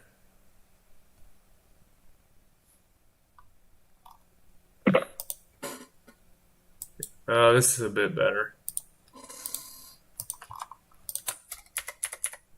So I like this one. I like this tracing board because it's you got these cords outside of here, and they connect the material with the spiritual, like the heaven and earth. They're both connected, and it just like reminds the so-called initiate, you know. So you see these three pillars, like right here, right? Yeah, like all these pillars. We've talked about this before. I feel like a lot of these pillars, like, are all like what do you make of these pillars? I make it of like the left brain, the right brain, mass feminine, like the divine feminine, divine masculine, unity, and then that's the way up the ladder. Yeah. So you're right. You are definitely right. And another thing is, you got the first degree, the second degree, and then the third degree. So basically, it's like you step your left foot. They got this initiation all over the place. So it's like a left foot, right? The left brain, and then you got the right brain, the right foot going forward in front of the left foot. But then the 2 feet, they come together, and you're in unity with. You're in you become a master mason. So, right? And you go, and then from there on. You notice there's a cross at the bottom of those stairs, Evan, and then at the top, in the middle is an anchor, and at the top is the heart. Oh yeah, right here. No, it's on the ladder itself. Yeah, I see it. Oh yeah, you're a little delayed. Okay. What were you gonna say about it? No, it's interesting that they have the cross at the bottom of the ladder, the anchor in the middle, and then the heart at the top. I think they say that's like faith, hope, and charity. That's what they give like the dumbed down. But and you got the sun on the left, and you got the moon on the right, and next to the moon, what are those supposed to be? The stars? Yeah. Now that's definitely right. Right, like faith, hope, and charity in one sense, because I can't see it another interpretation right now for what this would necessarily be, but because faith, that's like a cross, hope. I forget what the anchor is meaning, and then charity, going out there and preaching the message and doing the work, as symbolized by the heart. Well, I have a weird feeling that means something different, though. That cross being at the bottom, I don't know.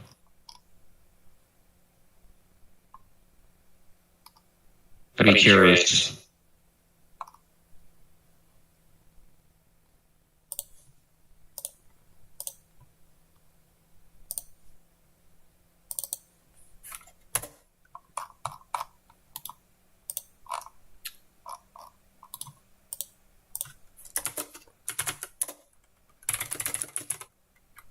I almost feel like it should be hope, faith. Hope and the anchor should be first. Anchor represent being at the bottom, grounded. Then you climb up the ladder. You have faith. And then you hit the heart. I mean, that would make more sense to me. It seems like they got. I don't know. Sometimes I look at the subliminal messages and this stuff. Why would they have the crucifix at the bottom of the ladder?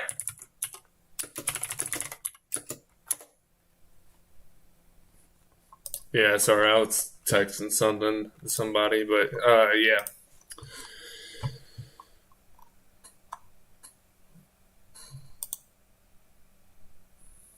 Oh shoot. I do not know what happened. For some reason, it made me leave. I don't know. Maybe because of what I said about the cross. You think they're messing with me? I don't know, dude. I just said it's weird to put the cross at the bottom of the ladder. I find that to be, even if I was like to make a symbol, I feel like that would be a sign of disrespect. It's possible, you never know, man. I mean, there are Satanists in the Freemasonic Order, and they could make it that way. But I see this as like, from their teachings, it's like faith, hope, and charity. From like, the common stuff that they usually preach. Dude, Terrence Howard, my uncle sent me something about Terrence Howard. He was talking about the tetrahedron. Yeah. But we talk about him all the time. That guy. Like with Terrence Howard, we already know what his agenda is here, bro. Take the information that's already being given and pushed out, act as if it's his information, form a group of supporters, and then through that group of supporters, pretty much infiltrate the truth community by acting as if he's actually coming up with this stuff himself when he's actually stealing it from other truthers and other people doing advanced research. Would you agree? Absolutely. You explained, dude. Oh my God, that just brought. Have you seen the Mr. Beast and Chris Tyson stuff? I haven't. But remember, I was talking about Mr. Beast a couple of times, dude. That guy is a no-go. Exactly. Yeah, and they actually.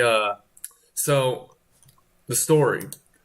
So I know this through, Andrew Tate's a shill, and I saw this at work when I was on my break.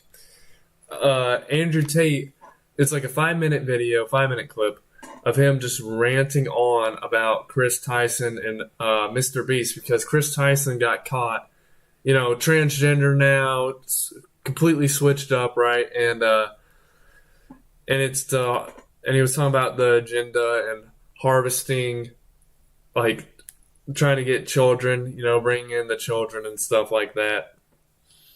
And because Mr. Beast, he likes to mask himself as a charity dude, a charity. Yeah, it's ridiculous. It's ridiculous. And then they. So imagine this. So you got this charity YouTuber, several million subscribers, and he's on the rise, and then he gathers so many people, and then all of a sudden, his friend, goes transgender, and then, he starts pushing out his agenda, like, oh, look, my friend's transgender, and we accept all sorts of people, and then, brainwashing children and stuff like that. So Mr. Beast is just part of the program that is running right now. We know that. Yeah, I think he has influence or ties to Disney. I think. But the fact is this. No one here in this chat is against transgenders or anything like that. We're just pointing out that some of these other people who you think are on your sides are not on your sides. They are being paid to say certain things, and they are pushing certain agendas to stay at the popularity level that they currently have. And the way they even got up there was by being plants and by getting promoted by these behind-the-scene dictators. This is what they are doing. They're fooling you. They're not fooling us, because we're loving beings here. We're beings talking from love. These people are not genuine. They're just doing another divide and conquer tactic, another one, to get people to turn against one another. Well, it's not only that, because I saw a video. They're spreading it to Africa. They're spreading it to these other countries. They're having LGBTQ speakers all the time, and all of a sudden turn trans and then go to these weird foreign countries and speak, said on behalf of America. And this guy believes that it's just a form of population control. Like, if everyone's gay, then they're just going to stop making babies. And that's why they're spreading it to Africa when it has nothing to do with anything. wherever they can go, as far as they can reach, that's where they go, right? No boundaries. Yeah, but it's also just a form of population control. Like, Could be if it goes far enough. I mean, think about it. No, like they're telling your kids to be trans. That's what they're going around doing in Africa. Like, that's population control. If you get your genitalia changed, that's like unreversible. That's a fact. Definitely could be something like that. I think that's what AIDS was. AIDS was just a form of population control. It was a disease targeted towards gay people, and there's no cure until all of a sudden they find a cure. Yeah, and you know what? The crazy thing with AIDS is that got spread during a time where there was a lot of peace. You know, after the hippie movement in the 70s, a lot of peace, love, and happiness. A lot of good stuff was going on in the 80s. And bro, all of a sudden you get hit with that virus, and everyone goes into straight fear mode. A lot of people died. You know, and it all came from, you know, some bullshit story that they said happened in Africa, dude. Just like with the other virus that recently passed. Yeah, it came from shit. China. Yeah, someone ate a bat. You're fucking kidding me. But that's the world we're in right now. You have to understand. So we all just got to understand, hey, we're in a world like this. We are consciously vibing at a higher level. We are seeing this. Some of our fellow brothers and sisters are not. So it's our job through the divine to help these people reach a certain point to where they see this. You know, united, we are better. You know what I mean? So we can't judge a lot of these people, dude. We have to try to get them out of the quicksand. We have to pull them out. You know, if we don't, you know, they're gonna pretty much pay the price, and I don't want to see these people go down like that, man. That's not my journey here to see people suffer in their own puke. I want to get them cleaned up and do what's right and be part of the awakened tribe that's, you know, going on all around the world. Although it's not going on, it might be going on in mass quantities, bro. And we just don't. A lot of people are ashamed or afraid, I would say, to talk about this stuff. They do not want to look crazy. Period.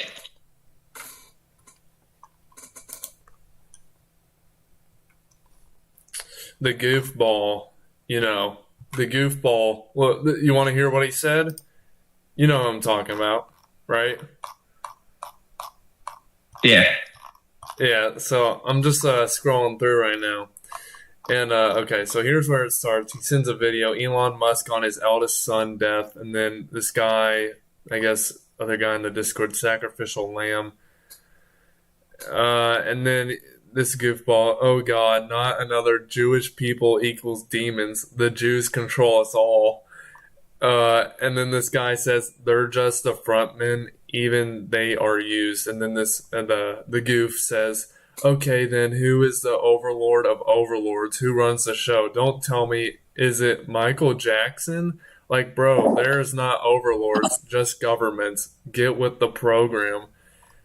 And he says, goof thinks a entire religion is controlling people. Yeah, the religion and power to let itself be genocided 30 times.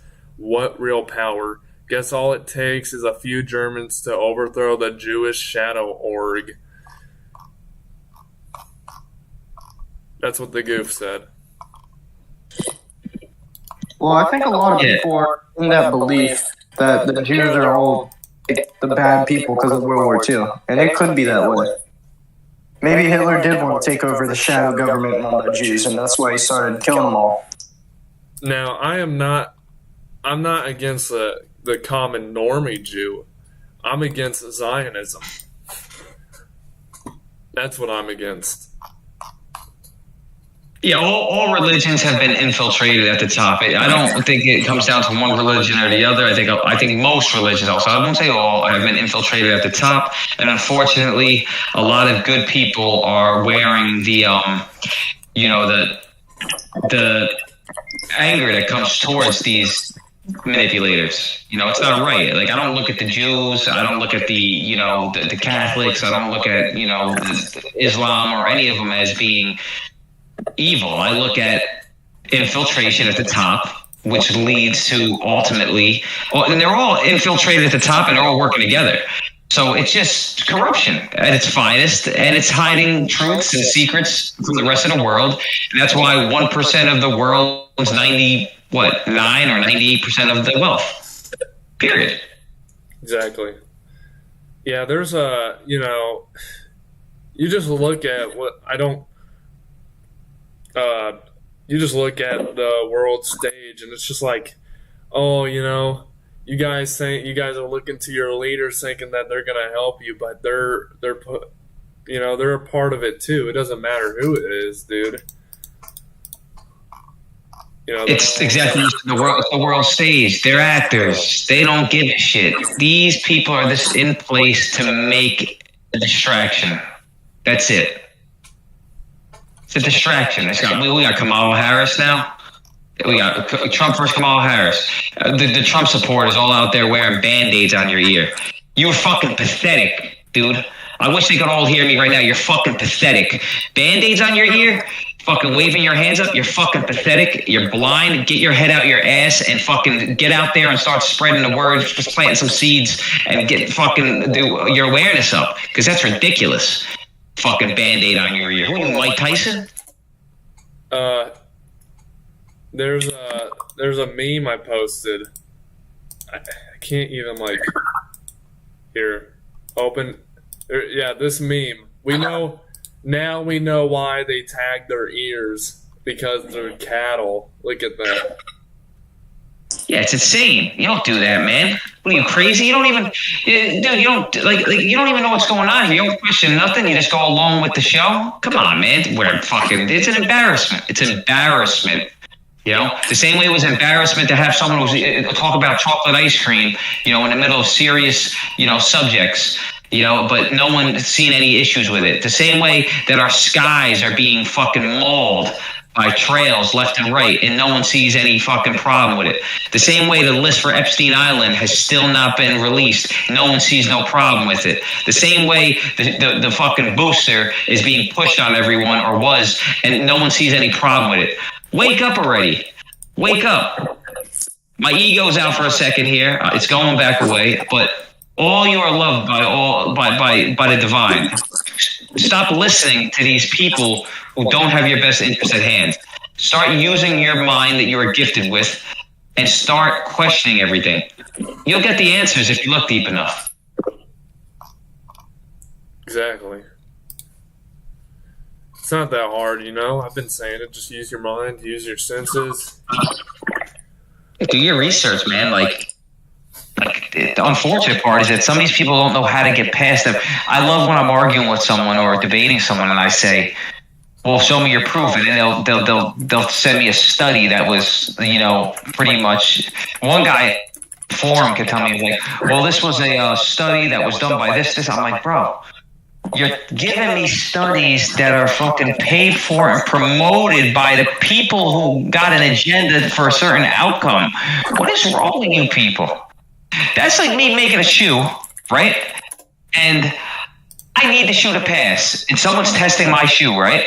So I know the company that's going to promote this test is a company that has stock in my shoe. Know what they're going to do? They're going to pay for the study, and they're going to tell them, listen, we need this shoe to pass, so pass it, dude. Shut up. This is so stupid.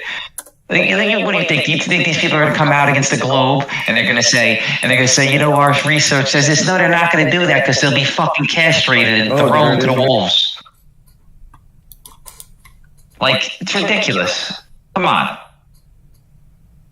Then you got to question how many of these people are actually authentic. How many of these people are real people, or are these studies being done by, someone in a back room somewhere in a building typing these studies out and then just putting it out on the internet, and we're going off this. You don't know. How many studies actually have people that are coming out and on live camera talking about it, Right, it's all just... A lot of them don't. It's just paperwork, pretty much. It's just there. It's in your face. It's just a document. Well, Jordan Maxwell, he was all about that. He was like, he would, on his podcast, he would go into how science is just like now.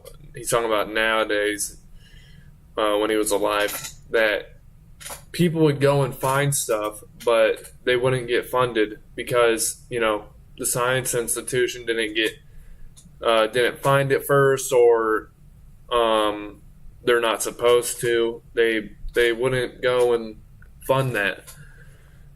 Yeah, it's not in their agenda to fund something that doesn't go with their narrative. Exactly. You know, and now they always do this. This is what gets me. They always love to say, well, the Greeks were globe earthers and they had the globe. And I'm like, no. Plato and Pythagoras weren't globe earthers. I don't even think that they existed, to be honest with you, but let's say they did. So you got Plato and Pythagoras teaching people a globe. Well, really, it's about a torus field. Because just read their stuff. Just go and look up some of their stuff.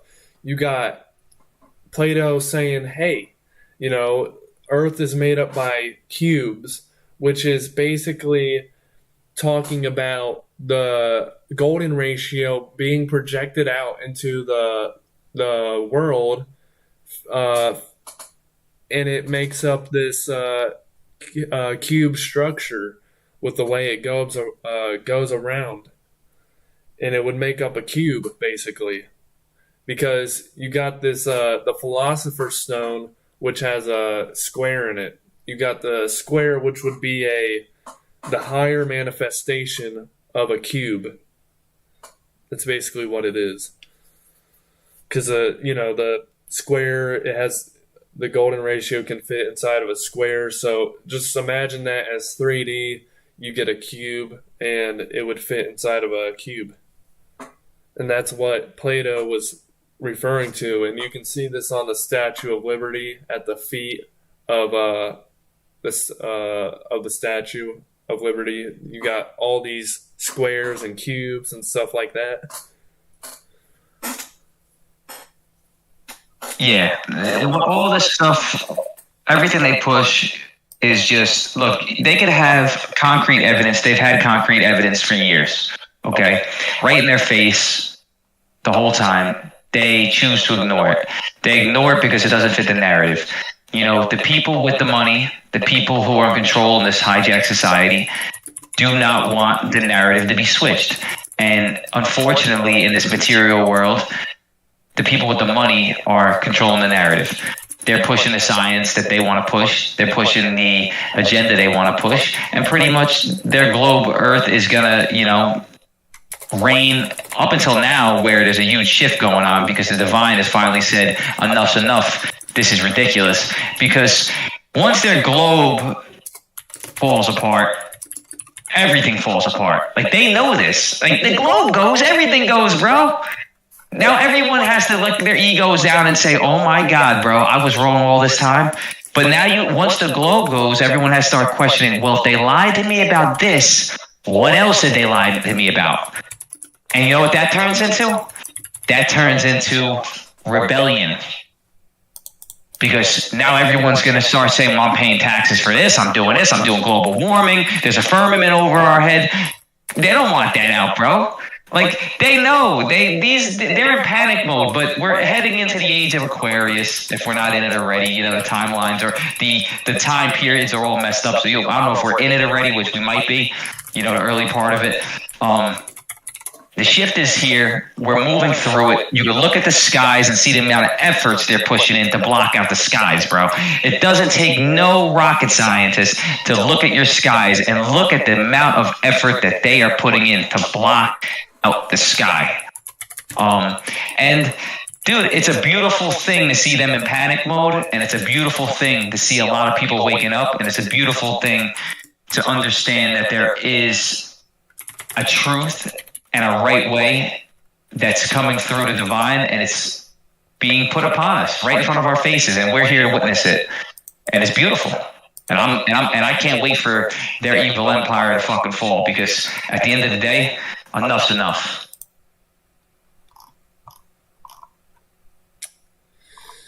Yeah, exactly.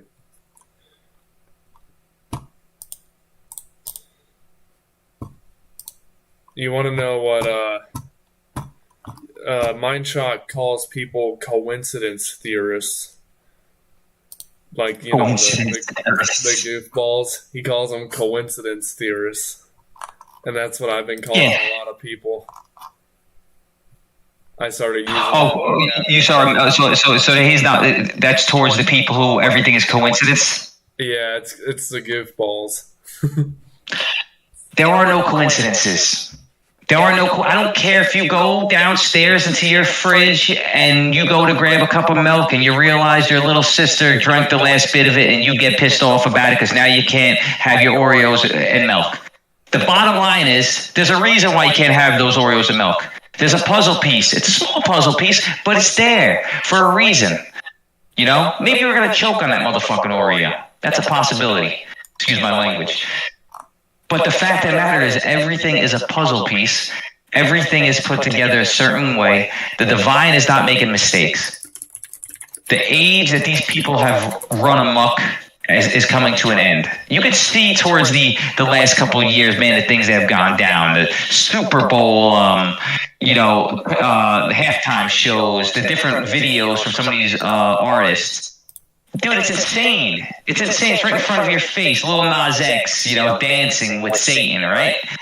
All this stuff it's right in your face to get you to go, hey, what's going on here?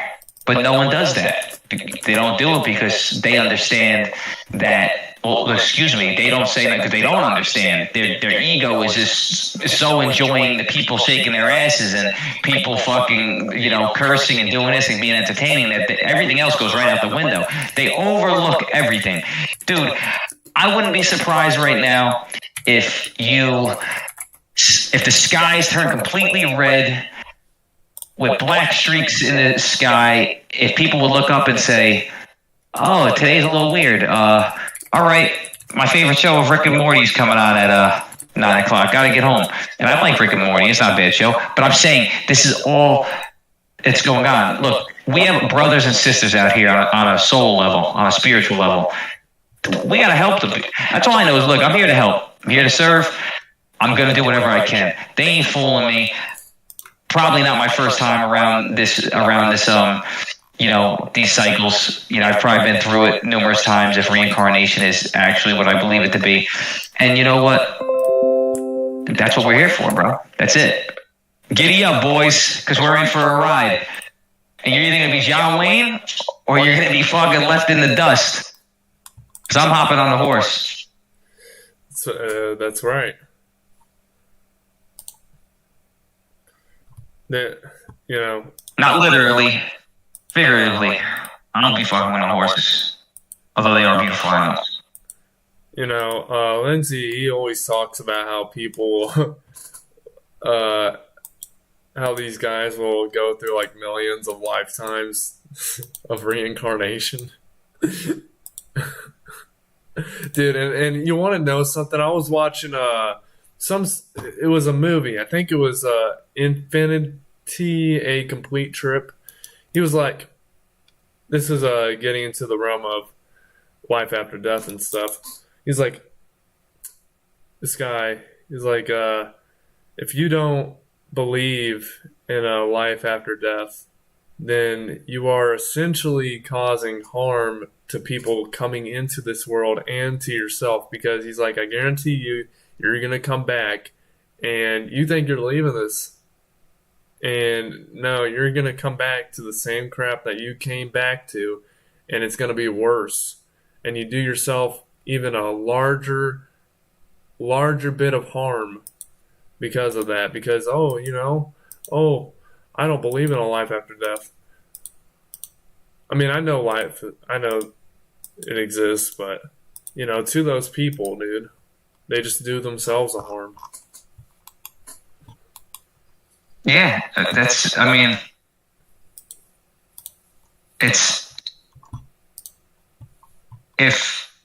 you look, I think if you're a soul and you're in soul development, let's say, right? I'm not sure how this could be. It could be it could be soul development, character development. How do you get better at something? Through training, right? And say there's reincarnation cycles, and say somewhere along the way the reincarnation cycles were supposed to be 10 cycles, and somehow something went array here, and we ended up doing reincarnation cycles in the hundreds or thousands, like Lindsay Harris says, right? If that is the case, then you got to almost look at it and go, how much is enough is enough? Now, if the divine is running this, then I'll take the divine. I'm going to say, hey, you know what? I'm ready to I'll listen to the divine and come back as many times as I have to. But if it's hijacked and I'm coming back off of a hijack system, that's a whole different story. You know what I mean? Yeah. That means if I'm leaving and my memory's been wiped every time I leave, and I keep doing the same thing over and over and over, it's like being on the last level of Mario and never being able to finish the game. You know?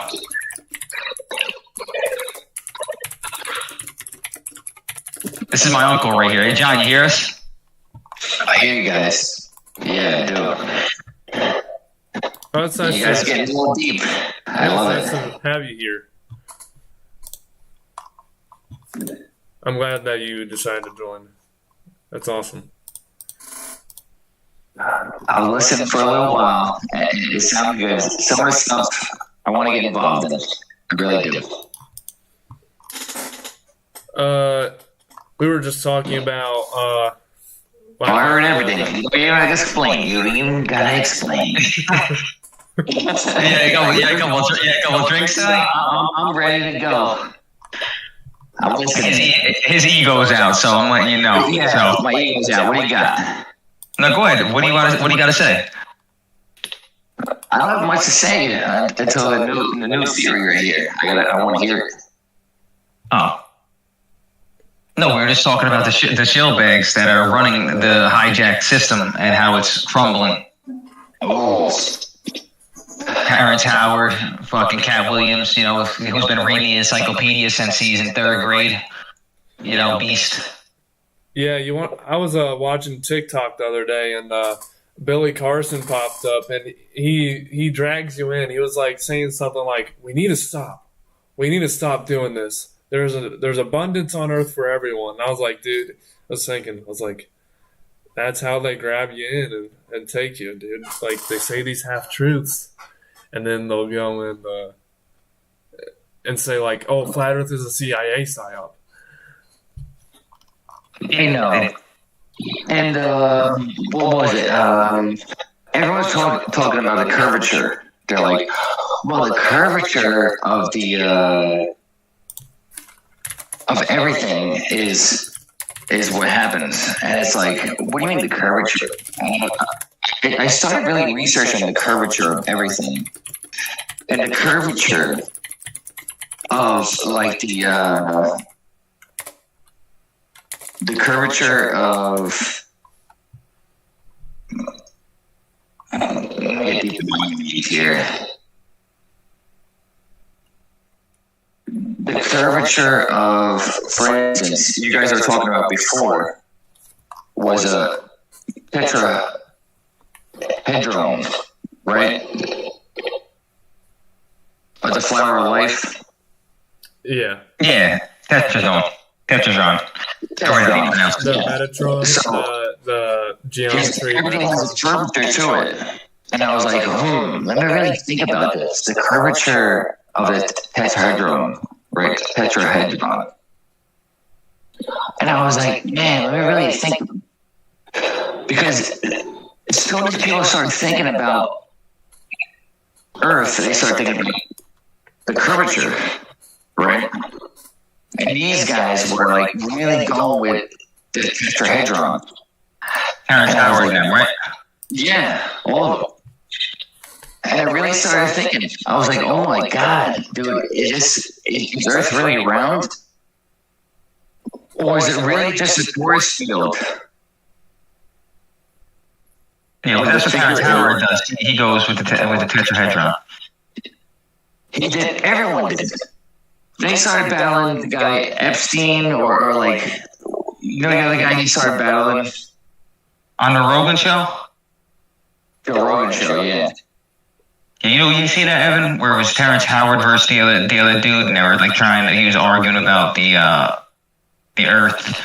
One was Terrence Howard had this thing because seems like Terrence Howard now is like in it. I don't know if Terrence Howard's a flat earther or a round earther, dude. No, was that a 4-hour interview? Was that the 4-hour interview? If it was that one. Yeah, it was the 4-hour interview. Yeah. Yeah, I saw it, but I didn't like listen to it fully, unfortunately. But I did see it when it was going out. Yeah, man, I petition the guy. But it's so weird. This is what gets me scared, right? Is that you have Terrence Howard saying one thing on one side, and then Joe Rogan's a shield bag. So you have these two guys that are both shield bags, probably. I'm not sure about the mathematician. I don't know who he is, but they're both on the Joe Rogan show. They're both competing with theories, right? So now when these two assholes are I don't like that word, are sitting there arguing, you have to come to a sort of a thought process. Are both these guys bullshitting? And is the truth somewhere in between? No, 100% on that. Yeah. Yeah, absolutely. Terrence Howard's all over the place. First of all, all you got to show me with Terrence Howard is the fact that he's starring in a new show on Peacock or wherever the fuck it is. And this is after he's been coming out, exposing all this stuff. I got news for you, buddy. All you have to do is critical thing. You are not going to be on a fucking new show starring when you're exposing the elite's agenda. No way, Jose. And I was talking with my dad about this. I was like, Terrence Howard, he plays imaginary and he plays pretend. He's like, oh, look, they're stealing all my technology, my patents. And then he goes and he stars in a movie, dude. And he plays pretend. Yeah, you're right about that. He's like, oh, they're stealing my technology. Look at what they do. Look at what they're doing, dude. Yeah, he's an actor. Like, this is the thing. They're all actors, these fucking guys. Yeah. Like, it's unbelievable. I was just talking about the Trump. These people wearing Band-Aids on their ears, bro. Holyfield. Oh, are they really? Yeah, at the rallies, wearing Band-Aids on their ears in support. Like it's the cool thing to do. You know what I mean? Yeah, there's a meme I posted. Check the memes channel. I posted a meme a couple days ago. Fucking dude, you got Hulk Hogan ripping his shirt off, 70 years old. This guy's fucking cheated on his wife, done everything wrong. They got him out there, and I was a Hulk Hogan fan. You know what I mean? Like, come on, bro, come on already. You want to know something? He actually stole Jake the asshole's thing. Did he? Yeah, on the Trump assassination stream, Jake was giving impressions of he was talking about, like, he used the word Trumpomania, and Hulk Hogan, he goes and uses Trumpomania and uses Macho Man and does a Macho Man interpretation after Jake the asshole literally was doing that. And he was doing 666s as well, doing the 666 hand sign. Oh, was Hulk Hogan? Yeah. If you just go watch his recent stream, it's like the first few minutes, he literally talks about it. And then he's like, now there's only a few options. Could the Matrix have just downloaded it into their head? Or did the scriptwriters give Hulk Hogan it? Or did Hulk Hogan take it? Or is it just a coincidence? Yeah, fucking coincidence. Coincidence, people. Wow, the coincidence shit is crazy. Yeah. And then I posted a thing, a little video. I found it hilarious, dude. And he's like, oh, like, if you just go watch it up above, he's talking about, like, how these guys act. Oh, you think that politics is like professional WWE? Oh, you're a quacker. Oh, put on your tinfoil hat. Like, mocking those guys, Because you know what's unfortunate though, man, is that and when I get like loud and rowdy, it's not to actually attack anyone. It's just because I'm upset with the fact that at one point I was like this, just like them, and I just didn't question anything. It's not an attack towards them. These are my brothers and sisters out here. I want them to understand what's going on here. I want them to be able to take the next step in the right direction. It's not about who's better or who's worse or who's smarter or dumber. It's just about finding out the truth. I feel like a lot of them aren't even turning over the first stone to look. That's the problem I have. You're not even trying to question anything. Even if you could tell these people, listen, the Earth is flat. This is all a lie. NASA didn't lose none of this technology. Go look at the Indian moon landing, for yourself on YouTube, John. You remember that?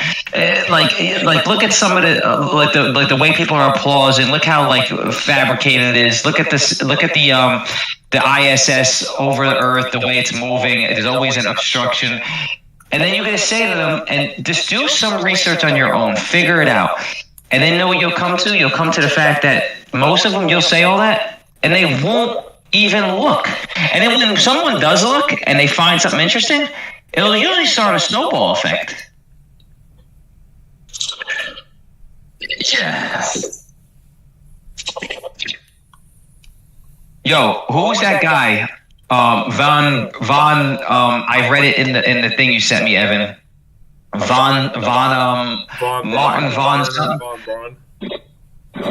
So he's the guy they said that when he died, he ended up having a firmament put on his tombstone. Yeah, it's an earth firmament. Psalms something. I can't remember the verse, but yeah, it was like God made the firmament, like God's handiwork shows. How am I messing this up? The stars written as a map. Is that the one? Let's see. I'm gonna go back through the messages. Is it on Facebook? It was in that article you sent me. Oh. Over here. Warner Von Braun, huh? Yeah, like the firmament shows God's handiwork.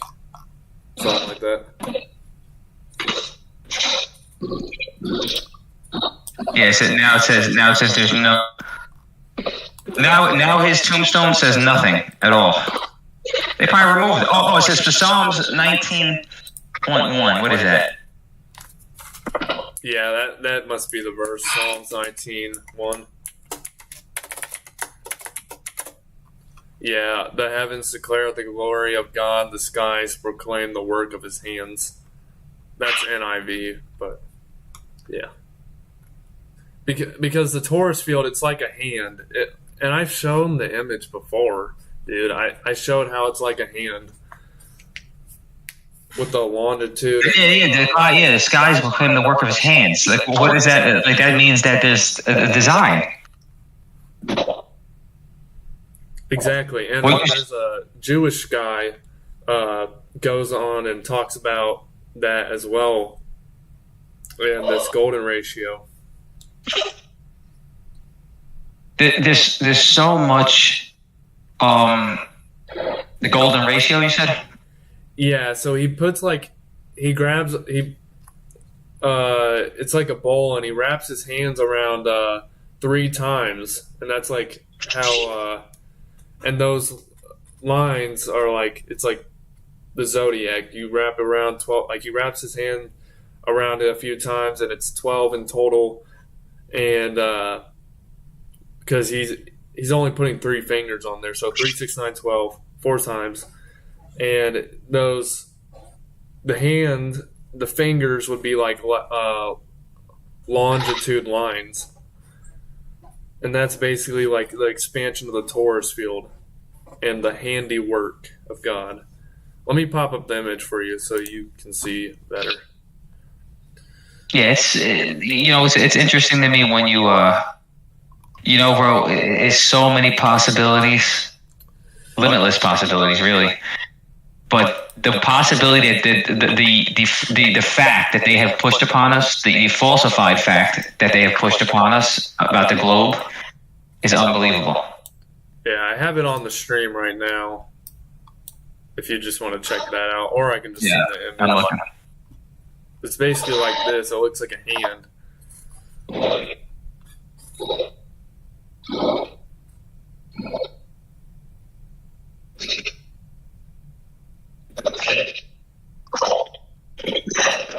Wow. You guys hear me? Yeah, I hear I you. can hear you. My synchronicity, but I just started getting so many sneezes. I don't even sneeze that much. I had so much to say, and all of a sudden my nose just acted up. And I'm gonna listen to you guys. I gotta take a break. If you hear me sneeze, I'm just sneezing. Sorry. No, that's I'm telling you the truth. I had so much to say, but it's really getting me. I don't know what the fuck it is. Holy shit. yeah. Let me put this image in. As soon as I got on the phone, Joe, I started sneezing. I'm sorry. And your name is Evan. Evan. I'm so sorry. No, that's all right. Wow. Yeah, So crazy. Yeah, I had a bunch of synchronicities today. They're really bad. Yo, my buddy, I have to say, I got on the fucking line. I can't even talk. yeah, I can hear it. You sound when you came in, you sound like Nick congested. Yeah, definitely. Oh God. But I like the conversation. It's really good. Yeah, the whole. Yeah, just yeah, the Bible. go ahead. The Bible's a great book. It's a book about metaphysics, but once again, you just gotta separate like what's been edited and stuff like that. But other than that, dude, if you can understand it the way like how I understand it, or try to understand it, it becomes super divine. Yes. I feel you on that because I definitely want to study on figuring out the Bible, because the Bible has so much to it, but I don't know the hieroglyphics of it. I don't. Joe, have you been studying it much? I know a lot. It's a lot of metaphorical. Yes. It's a metaphorical masterpiece. But the thing is that and this is a guy that I watch always says that. And some of those metaphors could be interpreted in different ways. But I will say this. There's no doubt that the book has a lot of relevancy and there is a lot of truths in it, I believe. But with the editing of the book over time, and now, if you believe in the Mandela effect, like almost like the wolf is dwelling with the lamb. Yeah, dude, I don't know, man. This could be, a sign to us. Bro, wake up. Things aren't all kosher down here, and you gotta start raising the consciousness, the frequency. You gotta listen. We come into this world. I believe as babies, you come into this world on a high frequency. I really believe that.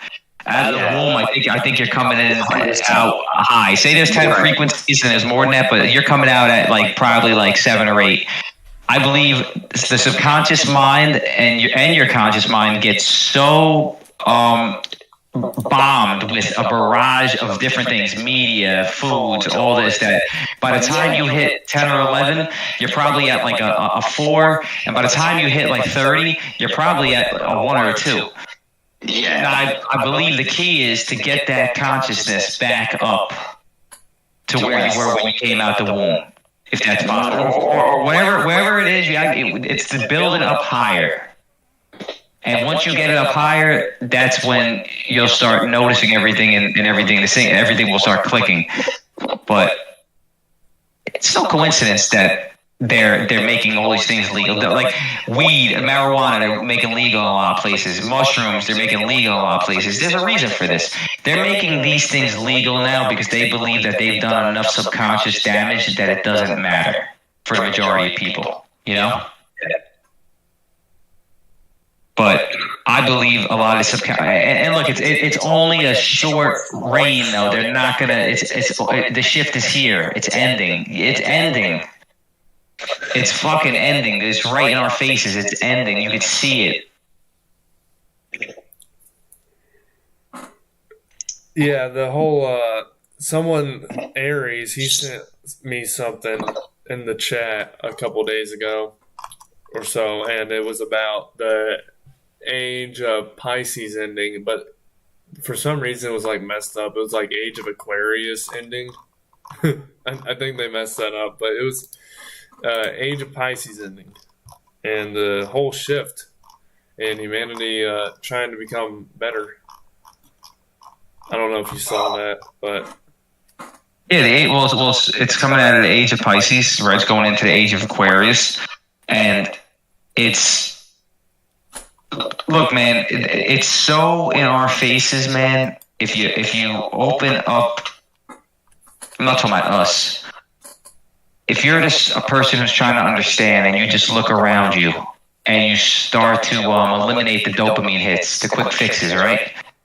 And you start to pay attention to the skies, and you start to pay attention to the media, you know, and you start to look at the news and the type of movies that are being released, you will come to the conclusion that something isn't right. You know what I mean? It's just right there. Like your spidey sense is going to go off. And by doing that, your consciousness right there is going to go up a little bit. You know what I mean? It is. Because you're going to pick up and you're like, whoa, there's something up. By getting rid of the quick dopamine hits, consciousness is going to go up a little bit. You know, luckily for me, thankfully, I had an awakening. And my consciousness got a nice boost. Because maybe the divine, you know, felt that I was at a point in my life where I needed that, you know? I feel like everything is playing out in a certain way and we don't understand it. And the thing is, when you start incorporating supernatural and magic and you start going down these things, we could sound a little crazy and like lunatics. But the truth of the matter is, guess what? To everyone that is going down this path, you're going to have to accept that there is a supernatural. You're not the only thing in this world, bro, in everything, in the cosmos. You're not the only thing. Some humans out there believe that they are the only living, or the only intelligent beings. Think about that. There are a lot of people that think that. yeah, there's a You know, I've talked to people that I've asked if they believe in aliens or other. They're like, nah, I don't believe. No. I'm like, dude, come on, bro. At the end of the day, you're not the only beings. You're not even on the ball that you thought you were on. So you don't have to worry about the old worries. Now you could transfer over to something new, and that will be interdimensional and energy vortexes to other dimensions, right? For all we know, Mars or Neptune might be a wormhole of energy up in the firmament that you go through to get you to another dimension. Could that be possible? Yeah. You know, so we don't know. But I definitely believe there's energies that are coming from these in astrology. I don't even know what to call them anymore. I'll just these planes or these energy vortexes up there are providing us with some type of energies, characteristics. This is why astrology lines up so much with a lot of things happening. You know, from everything I've researched, it seems like if you're good at astrology, you can really pinpoint a lot of things. So, however these dimensions, whatever's coming out of these dimensions, the type of energies, or maybe they're not, maybe they're dimensions, like maybe there's a lot of dimensions up there that you get through certain holes, and maybe they are actually just, maybe they are just energy nodes or energy transformers that are huge. You know what I mean? Living energy beings up there that are constantly providing energy upon us. Now it's supernatural and it sounds, but you know what? Doesn't matter what it sounds like, because the fact is we're not the only being here, and astrology does seem to work. So in order for it to work, now what makes more sense? A planet providing these energies, or some type of energy being up there providing it?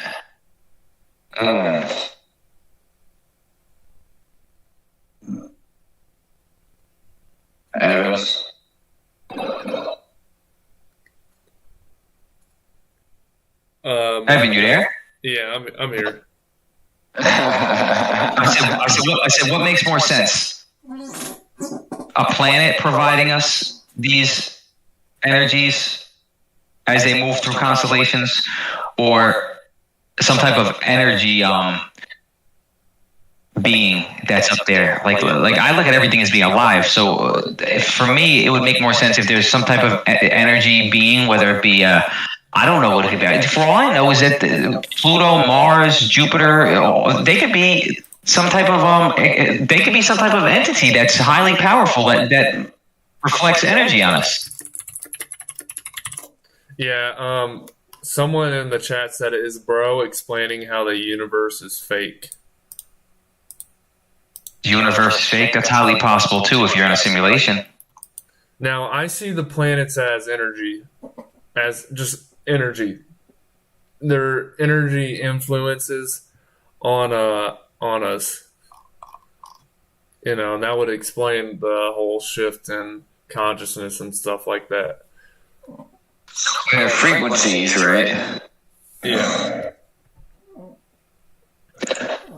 So frequency is energy.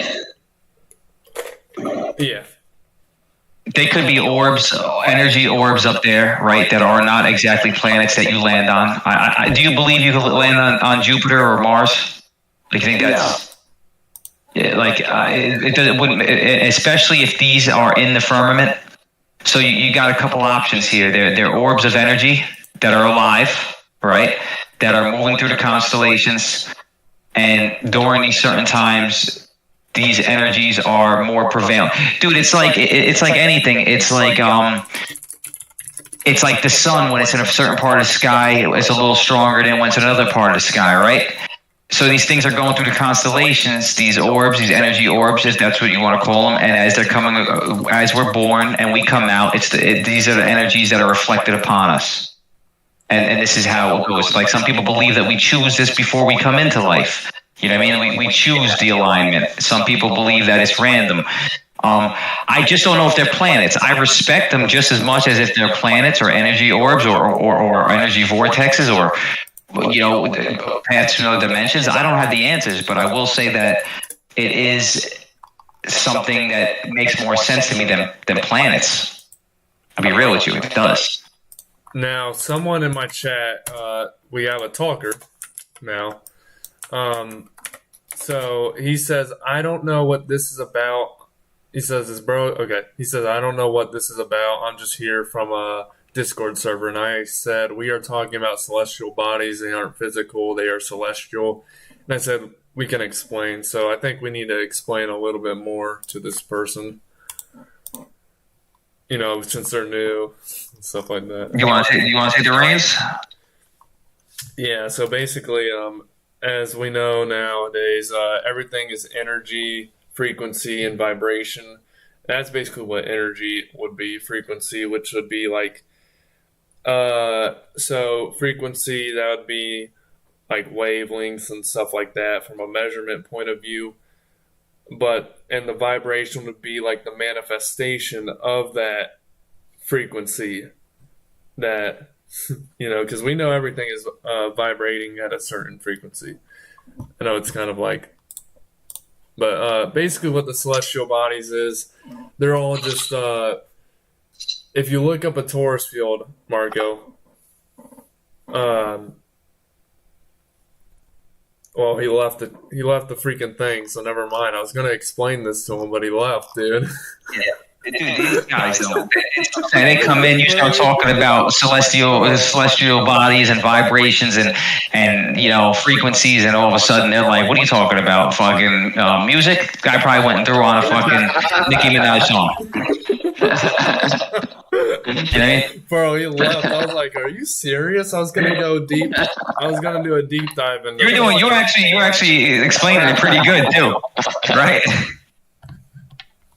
Yeah, you're explaining it pretty good. That's what it is. Because dude, you had a guy hop into the chat. He was like, "Yo, what's this all about?" I was like, "No, I'm just waiting for the head of the server." He goes, "Where the bitches at?" And it's hopped out. I was like, "Dude, this is like, but this is the issue right here, man. No one's really trying to. No one cares about this. It seems Someone like was in the chat. I must have not saw that earlier. So I had it open, but I didn't see it. Someone's in the chat. Where? Like what you were just saying. Oh no. This is right before you hopped in. You were on mute. Oh, right. Yeah, someone hopped in and said something. Okay. Yeah. Okay. Yeah. Sorry. I thought you were talking about the YouTube chat. Never mind. Yeah, I think that I just think that the energy orbs, right? Well, I'll call them the Jupiter, Mars. I don't think they're if they are planetary bodies. Let's say they are planetary bodies that affect our the what's going on down here, and depending on where you're born. I do believe in astrology. I just don't know what they exactly are. It just makes more sense to me that there's like you said, some type of vibrational frequency of energy that is being delivered down here at certain moments throughout our time. Pretty simple. Like you call a planet, you call an energy orb, or whatever you may like to call it, but they do have some type of impact from the things that I see and things I've researched. Santos Bonacci is I think he's highly respectable. I take a lot of his work as being highly intelligent. So, but even when you look at a lot of these through telescopes, like they have to clean it up. They have to render it. They don't. It's not like they'll show you a picture of Saturn, right? And they'll be like, "Well, this is what Saturn looks like," but that's not what Saturn looks like. That's after you clean it up. Saturn looks like that. You know what I mean? Right. Yeah. Lindsay, on Facebook, he actually took a picture of Saturn and he shows a photoshopped image versus what you actually would see. And what's the regular image looks like a what? Like almost like an energy orb, right? The regular, like what NASA will show you, it just looks like. I mean, if you look it up, it's just like obvious, like. Yeah, when NASA will show you something that looks like it's out of Destiny or something. The game Destiny. Yeah, they'll like if you look at this, it looks so fake. Photoshop, like if you just look at it, it looks so bad. It just looks something out of I don't even know. They did the same thing with Jupiter, I believe, where they took a picture of it and it's just like, and then they show like the real version, and the real version to me looks like it just looks like an energy. I mean, really, I don't know how to explain it. It looks like energy. It's like a frequency, a ball frequency. Yeah. Yeah. So like, hey guys, I gotta go. Is something going on with my allergies right now? All right, John. I really do apologize. I'm sneezing. No, sorry. I'm listening to you guys. I'm gonna listen. All right, John. All right. Bye. Bye. See ya. Yeah, Lindsay took a photo of Saturn and versus what NASA will show you, and it's just a frequency orb or frequency celestial body. That's what he says it is, like a frequency orb, too. Yeah, he says it's he goes with what I've researched. He says it's all discs in the sky because of that's basically what the projection would make if it was just energy and it was just being like on the firmament. You'd just see like a 2D disc because Like a CD, like a CD or something, right? yeah. Yeah, it's vibrating with energy, and we don't understand it completely, but it does seem like from the pictures I've seen that aren't, messed with, it seems like they're like this energy orbs, and they're beautiful. Like I got nothing but positive things to say about them. They're beautiful energy orbs that have been lied to us about, and instead of the truth being spoken of them, and they're up there and they're giving us different, like some of, like if you go by astrology, some characteristics and emotions and how we come out, a lot of characteristics we come out with. And it's honestly like it seems like the new age, like these people are pushing the narrative of the ball and the planets. And those same people sort of don't really talk. They sort of downplay astrology because I think they want to keep it for themselves. I don't know if you agree about that, but they seem to just try to hide everything from us, dude. So you got to try to figure out exactly. Yes, you know what, dude? You resonate in love. You do the best you can to just get from one day to the next, spreading seeds and planting seeds, and it'll all come, man. I think astrology is a beautiful thing. I think the planets or the energies, frequencies up there are beautiful things.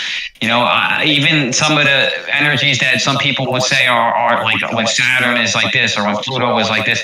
I think they're all there to help us. I think it's the people down here that have hijacked everything, that have sort of put us on a course of failure, but. Not no more. Not with this shift, man. And dude, there's a lot of people waking up, Evan. I'm telling you, I see it. Yeah, there's two things I want to mention. One is, so since we live in a realm of duality, there's good and bad. But the rulers, since man has free will, these guys just go to the bad with their free will.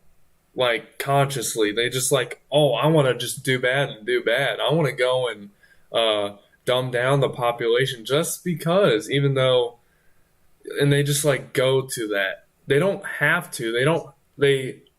They know that they don't have to go there, and they could just be the best that they can be. But they want to go to the bad for whatever reason. Because they just want to not be good, to go against creation and the evolution of life. That's my one. There's a positive thing here in all this. The positive thing is there's always that good side that is sitting there helping us. And the reason I know this, dude, is because if they wanted to if they wanted to just run amok down here and make us all live in fear, then dude, you know what, dude? They just take everything away from all of us. They would just have us on slave camps. They would have us doing whatever, and pretty much they're running the realm. So it pretty much shows you that they don't run the realm. You know what I mean? And they also know that there's certain things that they can't do, is what I'll say. There's certain actions that they can't do. I believe this. There's certain rules that they cannot break. Because of that, I feel like this is the reason why there's certain. I'll give you an example of a couple of things. There'll be a reason why someone is struggling in life and having a bad life, and then all of a sudden their whole life turns around, and it's like, holy shit, that person went from being an addict to now they have a good job, that they've raised a family, have a house. Now that doesn't seem like something a good side would want you to have, right? Mm-hmm. So there's a lot of situations like this where someone has something wrong with them and then they recover, and where someone loses everything and then they get everything back, where someone goes from, having depression to all of a sudden having mental clarity. All these examples is an indicator of, triumph. So that goes to show you, if they had complete control, right, these triumphant cases wouldn't happen. Am I wrong? Nope.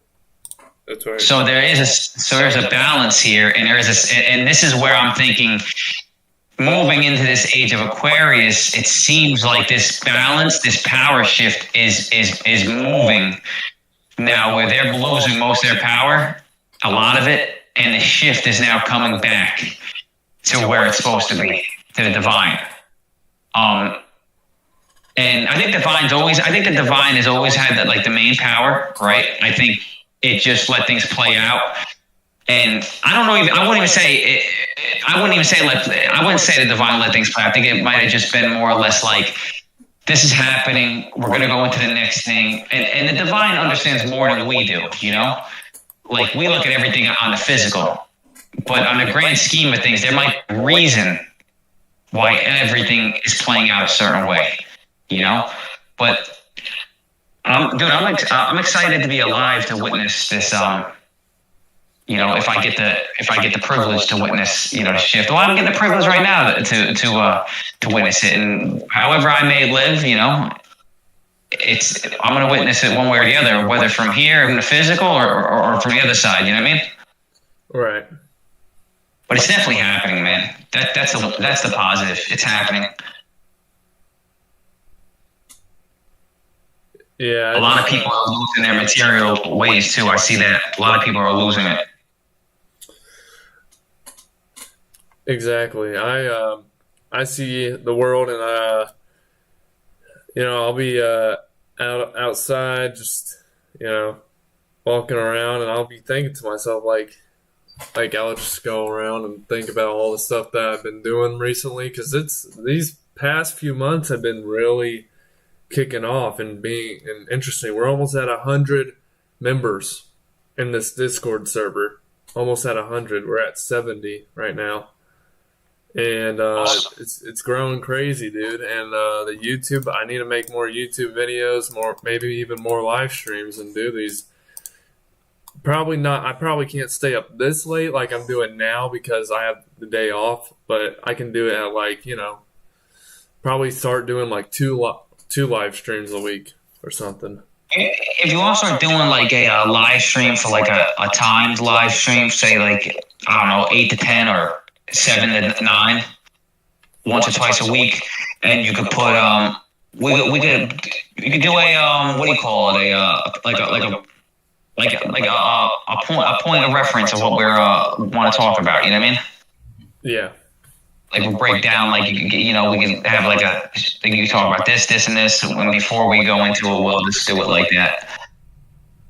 This way we stay on topic on certain things. We'll give each topic like a couple of minutes, you know, and then maybe at the end we can do some free rant, you know? Absolutely. It's just that structure, but this is early on, dude, and it really is, all we're doing is, no matter who comes in, bro, planting seeds, man. This is the number one thing. Plant seeds. You keep planting seeds, bro, and the divine sees it and goes, these guys are doing their job. They're getting the word out there. Now look, not every seed is gonna grow in everyone. Right. But you know what? At least it has an opportunity to, right? Mm-hmm. Yeah. Like, maybe that guy Marco came in and he's seen what we were talking about and he liked it, but then he didn't. But maybe in his mind now, he might think about that. That was a little weird what those guys are talking about. I'm going to look into astrology a little bit. I'm going to look at what they're talking about with this flat stuff. You know what I mean? Absolutely. Yeah, he says interesting, and then he just he leaves, dude. Yeah, because people, dude, you have to remember, we're in a society right now, bro, where everything has to be fast, entertaining, and like, dude, it's like the Running Man. I don't know if you ever seen that movie, Arnold Schwarzenegger. It's Running Man. Society gets to a point where they start cheering on people killing each other on TV. You know what I mean? It's because society constantly needs quick dopamine hits. So if you're not supplying quick dopamine hits, like, I'll be real with you, if I hopped on these streams and I started ranting and raving and cursing and talking about all the mischievous shit that everyone is doing to us, people would probably be more inclined to be like, oh, this guy's a psychopath, I like listening to him. But I don't want to be that. That's what I was when I gamed. I was the guy who yelled and screamed and cursed. I don't want to be that guy anymore, like, unless I have to bring it out. there's, but a lot of people don't want to sit there and listen either to like things explained for whatever reason. That's why I said sometimes you gotta get like those really good points that make people go, huh? You know what I mean? Like get a couple of them, like 4 or 5 of them that just make people really question. Dude, with the flat Earth for me, dude, when you tell me we don't have a legit, authentic picture from NASA, it's a huge red flag for me, bro. Right. You know, People when still use that talking point. yeah, it's just a huge red flag. It's like the biggest red flag. And then when they say they didn't go back to the moon because they lost the technology, dude, that's a fucking insane, dude, to say that. Now, those 2 things alone, honestly, on my journey with the flat Earth, pretty much were like, we're just like, what the fuck do they mean by that? Like, what do they mean by that, dude? So, but if you could see through the riggery, you know what I mean, how everything's rigged, you'll see that that's all fake. Like that's them just making up stupid lies in order to blindfold us. Exactly. You know. I should make little shorts of the talk that we have. Little clips. This is worth like 1 billion videos. Shorts. Yeah. That's all I'm saying. Not saying anything too crazy. But yeah, the whole like NASA and stuff, dude. I sent a video by Mindshock. They have these earlier missions where I guess they weren't supposed to come out or something, but they had these seals, and there's some other mission. Some other mission. I don't think he went too deep into them, but they had these like secret seals that someone released to the internet through various means, however he got them, that weren't supposed to be released. And it was pretty interesting, but he was going into the whole Freemasonry aspect of it too, dude. And seeing how it's corrupt, and it is corrupt, you know. They lie to you about the Mars rover and it being, if you look at the pictures there, it's, what's that island called? Is it Devon Island? And I've heard about the island that they do some of these recordings on, right? I have. Yeah, and that's where Mars would be, like, you know, before they filter it. And then they go and they're on harness strings, and then they use blue screens to lie to you about, oh look, it's floating, when that's just like, that could easily be virtual reality. They've been caught just randomly having stuff appear in the screen. And yeah, the harnesses, the wires, the way the hair floats, right? Yeah, dude, it's look, bro, we are in the Truman Show. We are spiritual beings in the Truman Show, and certain entities know this, and they are hiding it from us. It is what it is. Look, I'm obviously down here. I believe in destiny. I believe that a lot of things are meant to happen. I'm obviously down here to, you know, plant seeds. You're down here to plant seeds. This is what we're doing, and even, like I said, all it has to do is impact a couple people. Hopefully more, but you know what? Every person you impact could impact other people. And then the nodes that I consider ourselves to be, the nodes, the expression that the divine wants us to be. You know, we're spreading the word of to raise your consciousness, look at the world, you know, at what's going on, and try to, you know, come to a conclusion that you gotta resonate with love. The more people that do that, bro, I feel like the whole reality will shift and change. What do you think? absolutely. You know, it's all about, like I said, that's why people should take a look at the stars, and they should really, the mother and fathers, you know, they don't look at, unless you're like a part of the elites and you like use astrology, as a normal human citizen of the society, you know, they won't look like at what Lindsay Harris or what astrologers will say, and especially Lindsay Harris, how he says, well, make sure you look at your conception sign. So these fathers, Is he a astrologer? not like He just follows it. He follows it a little bit, but he's not like a professional. yeah, right. But he does know a lot of this stuff through the ancient stuff, ancient cultures. How the hell would you find that conception sign? Is a hard thing to find, man.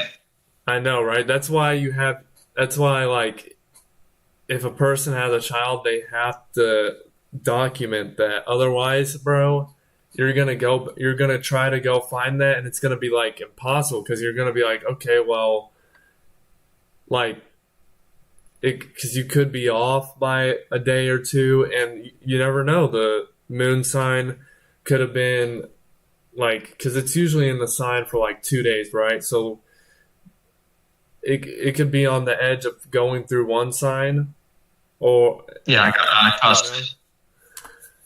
and so that's why it's so important. And what does he say the moon sign? So what does that represent? It's not the sun sign, but it's the conception. So No, but what does it represent? I mean, like, what does it factor into? Like, what does it mean? Like, if you have that information. oh man, I completely forget. Let's look it up real quick while we're.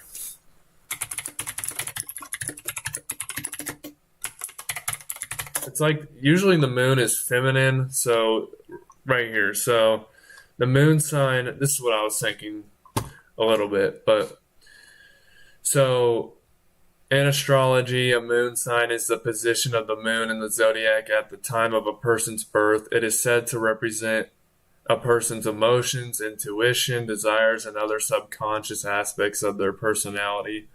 Some believe that a moon sign is more important than a sun sign because it reveals a person's true inner self. Yeah, that's when you're born. Yeah, that's basically when you're. Yeah. But what does the conception one mean? The conception.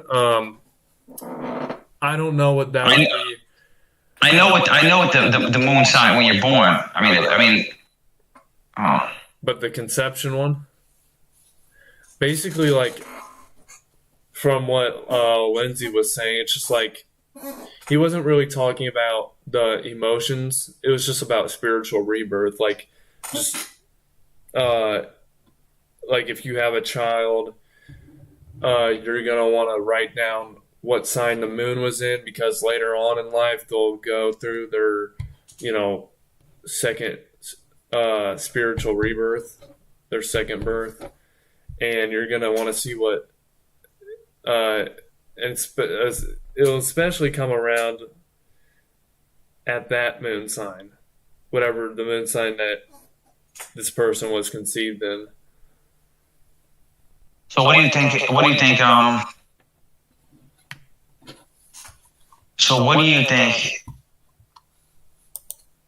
So how long does he say that would happen? Different for everyone?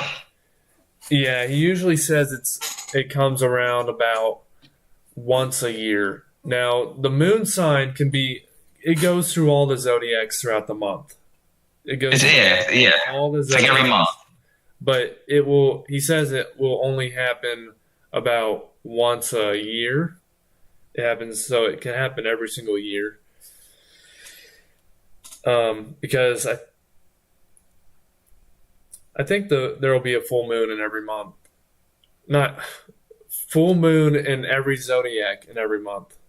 So it'll be like in Cancer, and then it'll be in Pisces, and then whatever else, right? Leo.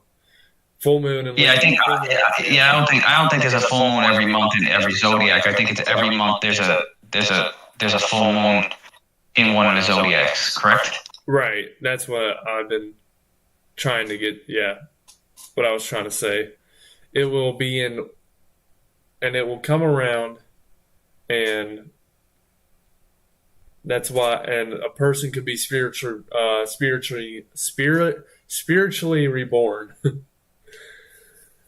So every year that happens? Yeah. So every year it happens. And so every year that happens. And they say, he said it happens a big transition, someone's midlife. Yeah, usually it can happen anytime, but usually it's when you're older. Like you're not old, but you are. No, I'm middle aged. Yeah, so it happened to you at a time. 36. Yeah, at a given time, and I don't want to assume here, but you might have been a little bit comfortable in life. You might have had a good job, or you might have been financially stable, and so, or you probably didn't get what you were needing some factor of life somewhere. You were missing something, or just like how you were talking to me earlier a month ago, right? How I wasn't like, for me, I didn't, COVID played a big role along with family and their political views, and how my social life wasn't there. So I kind of got it a lot earlier than what other people got it. Yeah, I think when you, like I said, for me, it was a surrender. And I think it was something that came from a deep knowing that I wasn't living the path that I'm supposed to be living on. You know what I mean? Yeah, And I think a lot of that was deep, the divine path that the divine wants for me. Yeah, the divine gives to those who are in need, basically. I think there's a passage somewhere in the Bible that talks about that, like God will come to you in time of need. Because think about it, like you've heard a lot of my stories, like I might have been down, and a lot of people when they're down, they want to go harm themselves or even kill themselves. But for me, since I've been privileged to this knowledge, I don't do that. It's just like, because it makes you it makes you understand. It gives you an understanding. Yeah. Yes, I agree with this. Yes. That's why, like, I've been. That's why I don't want to drink or smoke, or like when I hit those ages, I don't want to drink or smoke or do any of that. Basically, just set you back. It'll just set you back. There's no reason to do any of that, especially with the knowledge that you have. All those things carry risks, addiction, health issues. That's why, like Nikola Tesla, he didn't drink, smoke, or fornicate. And that's kind of like how I am. Like you gotta save. Like, if you are going to have sex, you do it with the right people. Like, you do it with the right person, and you don't go out and fornicate. Or if you drink, some spiritual people drink. And I don't, like Lindsey Harris, he drinks, which surprised me. I was like, dude, you drink? I was like, what? Like, that kind of surprised me a little bit. Yeah, dude, some people can drink and be functional. Other people drink and they open up what I would say there's parts of themselves that are just not what you want to come out into society. You know what I mean? It just is what it is. Even my dad, he says, he says he's a spiritual person. That's kind of a half truth, I feel like, but he believes in Jesus and stuff like that, but he's he drinks a lot. Not like he's not bad or anything, but yeah, he does drink a lot. Just that. Yeah, a lot of people drink, dude. A lot of people I know drink. Yeah, I just feel like he's doing it out of habit, just to consume. Now it's routine. No, I'm not. I don't want to beat people down because of it, because I never know what I could be dealing with in the future, and then I end up going down that road. But I don't want to go there, though. I definitely do not want to be. You're aware. That's the thing. You're aware of it. And look, take it from someone who hated alcohol and then got grabbed by it and pretty much messed me up pretty bad. You pretty much don't need it at all. You know, it's not something you need to test. It's not something. I mean, look. Okay, I mean, it's not something you need in your life. You just don't. Exactly. No. It's just a hindrance, man, in the long run. Yeah. There's been, I don't want to say anything like stories, like I wasn't influenced by any stories about people being killed by alcohol when they drank too much or anything like that. That didn't really influence me too much. It was more my spiritual awakening.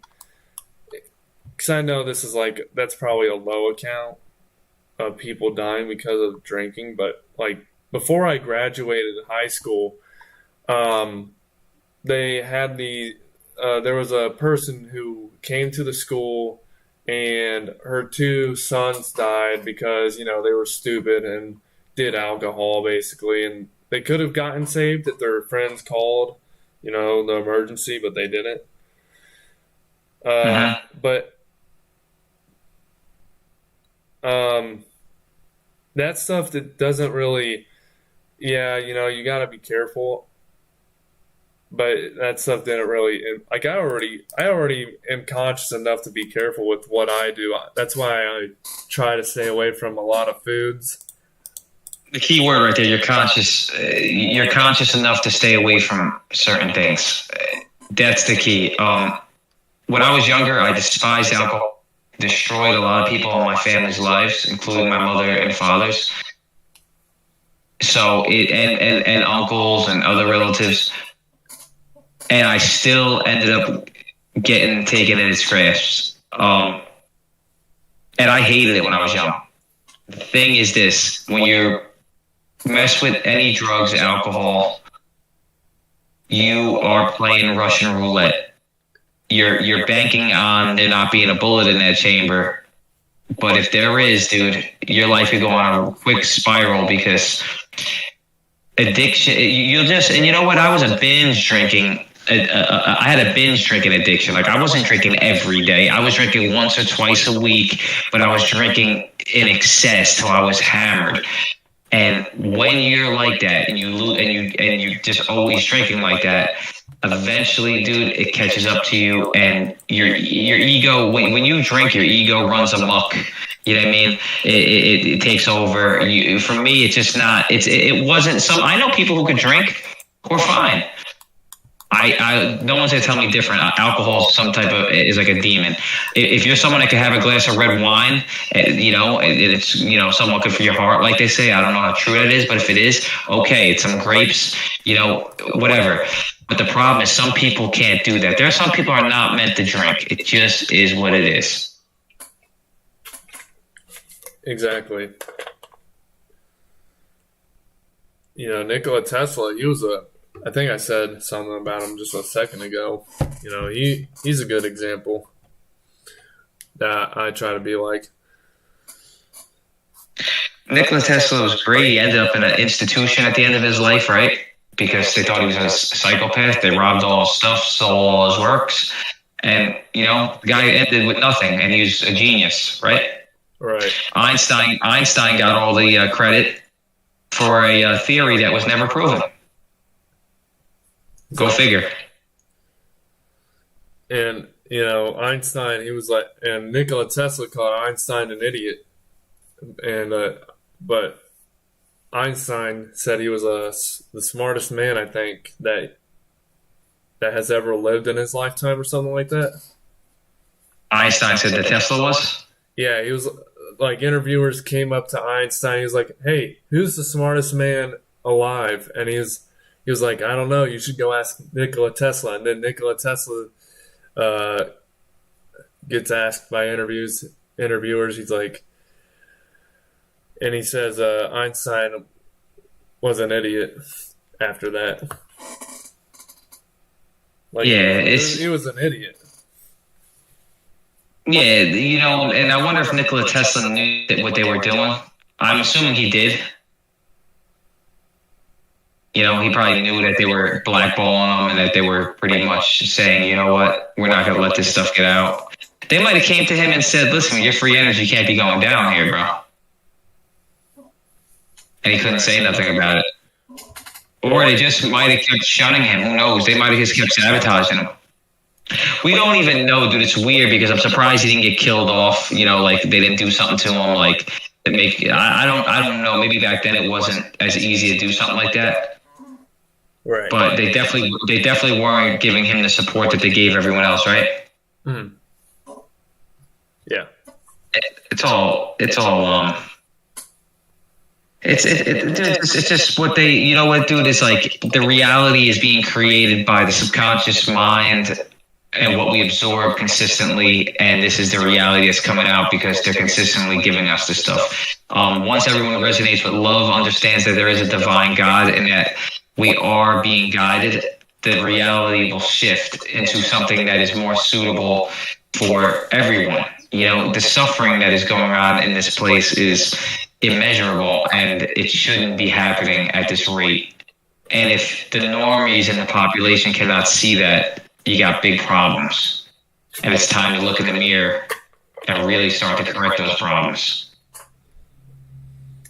Exactly. That's why I like this Grant dude. I feel like he hates himself deep down. I feel like people like that dude you were arguing with, I feel like they deep down just hate themselves. I thought he was a demon. I thought that guy was a demon. I the way he talked, the stuff he said, it doesn't make sense. Like, I feel like he's like, people like that, they just absolutely hate themselves. I'm like, because your whole basis or whole life revolves around like just trying to beat down this. Like, for example, he'll try to beat down me. I'm like, dude, you can't even explain your position on stuff. Your basic position on stuff. You got to beat down the person.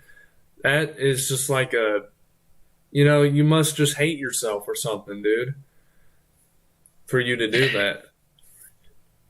A lot of people cause arguments and start problems based off of insecurities. It just is what it is. Unfortunately, the best thing you can do with that is just don't let them lower your vibe. Don't let them, transmute your energy, and just sit there and say, you know what, dude, I presented good facts to you. You don't want to accept it. There's some type of firewall up that you don't even see. And, take some of this information I'm giving you and do your own research. I'm not going to argue with you about it. Because what are you going to do? Look, it's hard to change someone's mind when their opinion is based off the ego. Like I said, you're trying to help him, and he's more or less trying to disprove he's right. Or prove you're stupid. Yeah, it's like how Jake, he was like talking about blading in WWE, and some dude named, and this sounds like the biggest shill name ever, Independent Whistleblower, and he's like, oh, blading sounds like such a conspiracy theory, and then he goes on to talk about, oh, what they're doing in Broadway shows, that's probably what they're doing, not blading. That's a conspiracy theory. And then Jake goes on and just mocks him. And he's like, blading, that's a fact. Yeah. And I don't know how people can deny that. How do people deny that? I don't know how people deny that. I don't know. What is it? Blading? Yeah, in WWE, they take a razor and they just like cut their forehead. Oh, yeah, they were doing that in the 80s, hardcore. Yeah. And Jake was literally just talking about that. He showed it on his stream, too. Even in the Trump assassination, before the last stream he did, he literally showed it. and showed pictures of these like Balls Mahoney and I think Vance McMahon and all Yeah, they do a lot. A lot of them do it on the forehead. Yeah. You know, like, dude, who knows if it's just, bro? For all you know, there could have been like a bro. For all you know, right? There could have been a wound already on his ear that was covered with makeup, right? Right. And when he went down, he just ripped off whatever was covering it and had some fake blood on it, and you could see the wound. You know what I mean? Mm-hmm. I don't know. You don't know. Like, it could have been covered with makeup. It legit. You could get a makeup artist. They could fucking cover a wound up on your ear real quick, and then you just throw some like fake pigs or whatever they could use, corn syrup. Throw it on there and be like, oh, look at this. It's not hard, man. It's not hard. Look, bro, the guy, look, man, I don't know exactly what happened, you know, as far as like, I just believe they're all actors, and that's it. I believe they're all actors. I believe that this is just a game, and I have freedom of speech to say this. So I think they all understand, but they're going out of their way to cause more and more and more chaos. Now, what this is going to do here, because they know Biden's avatar is pretty much done, like maybe they're running out of clones. What they're going to do here is promote Kamala Harris, and this is going to cause, now be real about this, Kamala Harris is going to give Trump a better run for his money than fucking Biden. Exactly. Now, look at the... You can go on. I'll speak later. Huh? You can continue on. I was going to... No, I didn't have nothing to say. So, if you look at the events, let's examine what's happening, okay?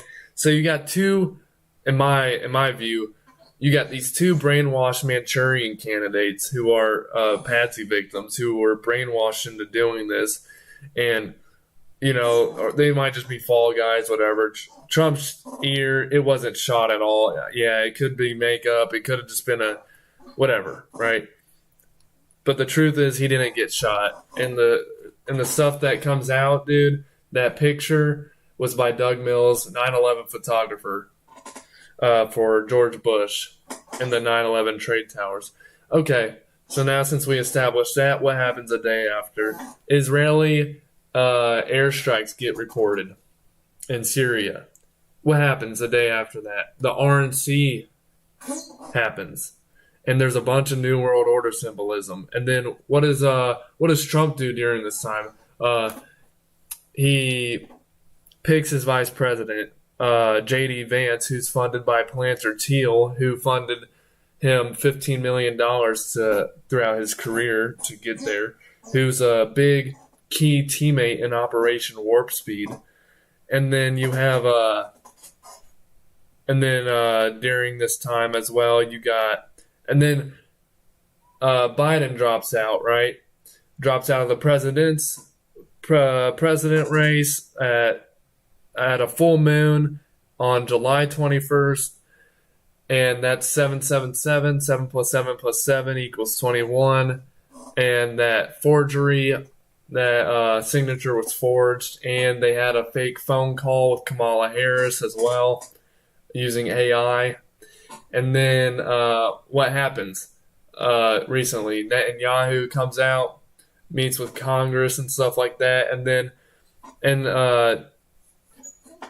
he's talking about how Iran is funding anti-Israel protests, and then and what does J.D. Vance talk about? Oh, if you hit Iran, you hit them as hard as possible. And then Trump at the RNC is like, oh, we better have our hostages back, or else you'll be paying a very big price. And then they come out and say, oh, well, Iran is talking about planning an assassination on Trump. Like, all right there, it's all a script, dude, for like World War III, dude. Yeah, it's so much violence. You know, like I said, I'm a loving person. I believe the divine wants us to spread love and be love, and that's the goal. All this stuff, all the racial stuff, all the wars, all this crap, dude, that's going on. It's enough, dude. Anyone who is aware, even the littlest, could understand that this is a trend here, man. It's old. It's old. These people don't have to do this. These people that are in leadership in all these countries are not stupid people. They understand how to keep the peace. They are choosing not to because they are puppets. And they are actually just choosing to keep the masses, us, under some type of hypnosis of fear, which, sorry, you know, like I said, the shift is here. God sees all. It's a wrap, bro. It's not. Keep doing what you just want to do. Eventually, that keep blocking the skies. You can't do it forever. You know that the shift is here, the supernatural shift, and everyone's gonna see the truth, and it's coming. So, but you're right. It's just one big circus. Exactly, and then Yeah. and then they're all talking about Trump, and then he appoints nothing but swamp members. Freaking J.D. Vance, I think, is a Skull and Bones member because he graduated Yale University with Vivek Ramaswamy, and who also graduated from Yale University. I think they're both Skull and Bones men, but Trump's appointing Larry Fink, which is BlackRock CEO, and then he is also appointing Jamie Dimon, J.P. Morgan CEO, both corrupt individuals, both a part of the swamp, and Ben Gweer, who's endorses Trump, is like, oh, Trump seems like a great person for taking down Iran because he's a part of the Zionist Jewish individuals for Israel. Probably, I think he's a rabbi, but I don't know. I haven't researched him too much, but yeah, that's who these people are running the country, and people are like, "I'm gonna go vote." You know what's sad, dude, is that I feel bad for the Jewish people. I feel bad for a lot of the Islam people. A lot of the Catholic people. Because this is, like I said, this infiltration at the top of these religions, which I don't really feel are meant to do no harm, man. And they're just being used as as covers for these menaces. That's really what they are. They're menaces to society, and they're making all these innocent people look bad, dude. Listen, not every Jewish person, not every Catholic, not every person, not every Muslim are bad, and most of them aren't. They're just people living their life. It's insane that we have gotten to a point where, and this is what stinks the most. You have these religions looking at each other like I don't like you, I don't like you. And I even understand, and I'm not even talking. The higher ups know what's going on. The higher ups know what's going on. In all these religions, but I'm talking about you got normal people, you're a Catholic and you don't agree with the Muslims, right? And then the Muslims, normal people, they don't agree with the Christians, and then the Christians don't agree with the Jewish people, and it's all just bro, come on, you guys got your belief system. The main belief system is to raise your consciousness, live in love, and then connect with the divine. Whatever your belief may be, the ultimate thing is you're gonna reach you're going to climb the ladder to enlightenment and be able to reconnect with the divine and spread love and be loved. That's it. It's whatever gets you there, as long as you're not doing nothing bad, as long as you're as long as you're not manipulating and hurting people and killing and causing wars, then you're fine. Whatever, dude. If I want to get to the destination, I choose to walk, take a bicycle, take a car, or take a bus. You get to the destination, and as long as you don't hurt no one along that destination, you're probably doing a good job, right? I think this is why a lot of these religions are formed, but people don't understand that they've been infiltrated, period. not the religions themselves, a lot of them. Like, I think they've just been infiltrated, edited a lot of ways, a lot of the books. But come on, man, like, people have to get out of their own ego and start to accept it. Listen, you're fooled, you're tricked. Time to put on your big boy pants and understand that. And hey, your ego took a hit. What do you want to do? You want to live in ignorance is bliss forever, or you want to, start helping the collective consciousness? Exactly. And in the process, and how about this one? Helping Mother Nature. Like that's a highly important thing. The beautiful realm that we're in here. The people can call it what they want. This realm provides us with a lot of things. It's a beautiful realm. It be hijacked and everything, but it's a beautiful place when it's taken care of and loved and nourished. Right. Now, speaking on the fact that religions have been infiltrated, that's absolutely correct, because all 501c3 churches and anything else, nonprofit, they say, that's all government funded. That's code name for government funded, because where do they get the funds to keep like electricity and stuff running? I'm sure the small churches, like the ones around me, I'm sure there's not a whole lot of people funding them. A few people go, and I don't know how many donations they get, but the 501c3, that means government funded, bro. I don't know if Jehovah's Witnesses are 501c3, but they are, I think the people running that are involved with the World Economic Forum as well. I've heard a lot about the a lot of religions associated with as companies. It just goes to show dude. Like, look, there's a big difference between being involved in religion that is like, say you have a nice little a pastor with a nice chapel in a little town in the middle of Missouri or something, right? Or where you're at, and it's nice and it's chill, and you have a nice pastor, and you understand that if you give any money, it helps the church, and you know that. There's a big difference between that type of church and a church that is, tied to 20 other churches all over the United States that are in big cities that are getting constant. You know what I mean? It's at that point it becomes a business, and it doesn't become. It loses its essence of spirituality. It becomes more of a business in the material world, Yeah, all the churches, if you look at, I think they're in England, like these churches had,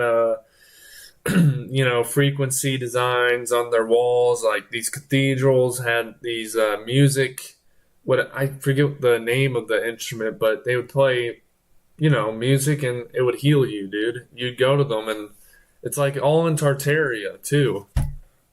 Yeah, dude, look at some of these buildings that they have out there, dude. You see some of the buildings nowadays being made, they're nothing like some of these structures that were built, hundreds of years ago. Man, come on, like, our technology is super high, but all of a sudden our architecture is, like, downgraded? Fuck's that work? Exactly. It makes no sense. You got so many great. Look at the cars, dude. Like these Teslas are hideous looking, and like they are. And it's crazy. If you go watch Total Recall from 1990, they're showing these vehicles in Total Recall in 1990. 34 years later, dude. Or 30, like about 30 years later, from probably when these cars started coming out. All of a sudden, this is the designs. You looked at Total Recall to get the designs, like it's insane. Like probably movies before that had cars similar. Like there's nothing innovative about this besides the fact that they're running on electric. There's nothing innovative about this, bro. This has been around. These ideas have been around. Joe, look at the general chat. There's like this awesome building that I put in like occult images. It's amazing. Yeah, look at that shit, bro. How the hell would you make something like that?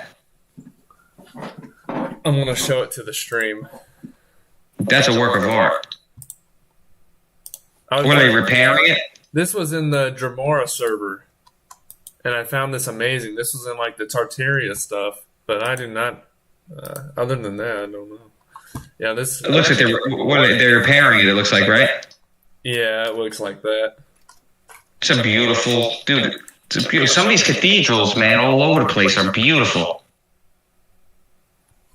Dude, I took a picture of a cathedral the other day. Now that you mentioned it, I was driving and I took a picture of a cathedral because I was like, look at that beautiful church. Yeah, there's so many structures here in occult images that I posted, or just a couple, but yeah, it's all right there, man. To in our faces over and over and over. It's there, and it's just about bro, it's just about acceptance, man, of what's going on. You know, and I understand it's hard for a lot of people to accept the truth and to accept the fact that there's been a mass manipulation happening. But you know, you got to accept it and then go with the divine's plan and just start loving it and living a higher vibe life. This fear mongering that these people do is enough. Every time you turn around, it's something new, man. Every single time you turn around, it's something new. I'll tell you, it gets old after a while. It's like it's either a war here or a killing here or shooting there or a virus here. It's like, come on, man. Is there anything good going on in the world? Yeah, they won't report on that. That's all I know. It's a shame, man, because there's a lot of good people in this world, and there's a lot of good things that happen, and it seems to be just a it just seems the bad overpowers the good, but it seems like we're catching up, man. We're catching up. It's gonna change. It's changing. So it doesn't, this is a temporary thing and it's already happening. Like I said, all you gotta do is look at the skies, at the effort put forth to block out the skies. You know what I mean? Right. So that type of effort means someone's in panic mode. You know? Yeah. Me, I'm out here just on my journey, doing the best I can to be of assistance to the divine, the same way you are, and I see where my life takes me. Not trying to, I have nothing but love in my heart for all people, as long as those people also have love in their heart. I don't judge people. I don't care what sex you are. I don't care what you identify as. I don't care what religion you are. I don't care what race you are. You know, if you're a loving person, then I love you back. If you're an evil person, stay away from me. Period. If you're an evil being, stay away from me. I want nothing to do with you unless you're looking to be helped. Exactly. Yeah. But I think I'm gonna go eat something and get some rest, Evan. Me too. Long chat. Yeah. I'll be talking to you. I'll hit you up on Messenger. All right, Joe. It was fun All talking. right, later, brother. You too, brother. Later.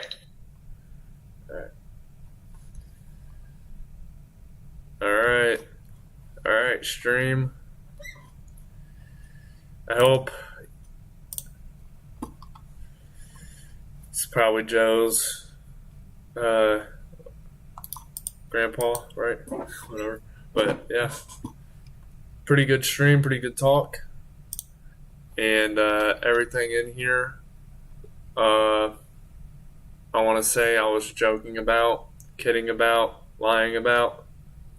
And I'm only saying this just so this doesn't get taken down.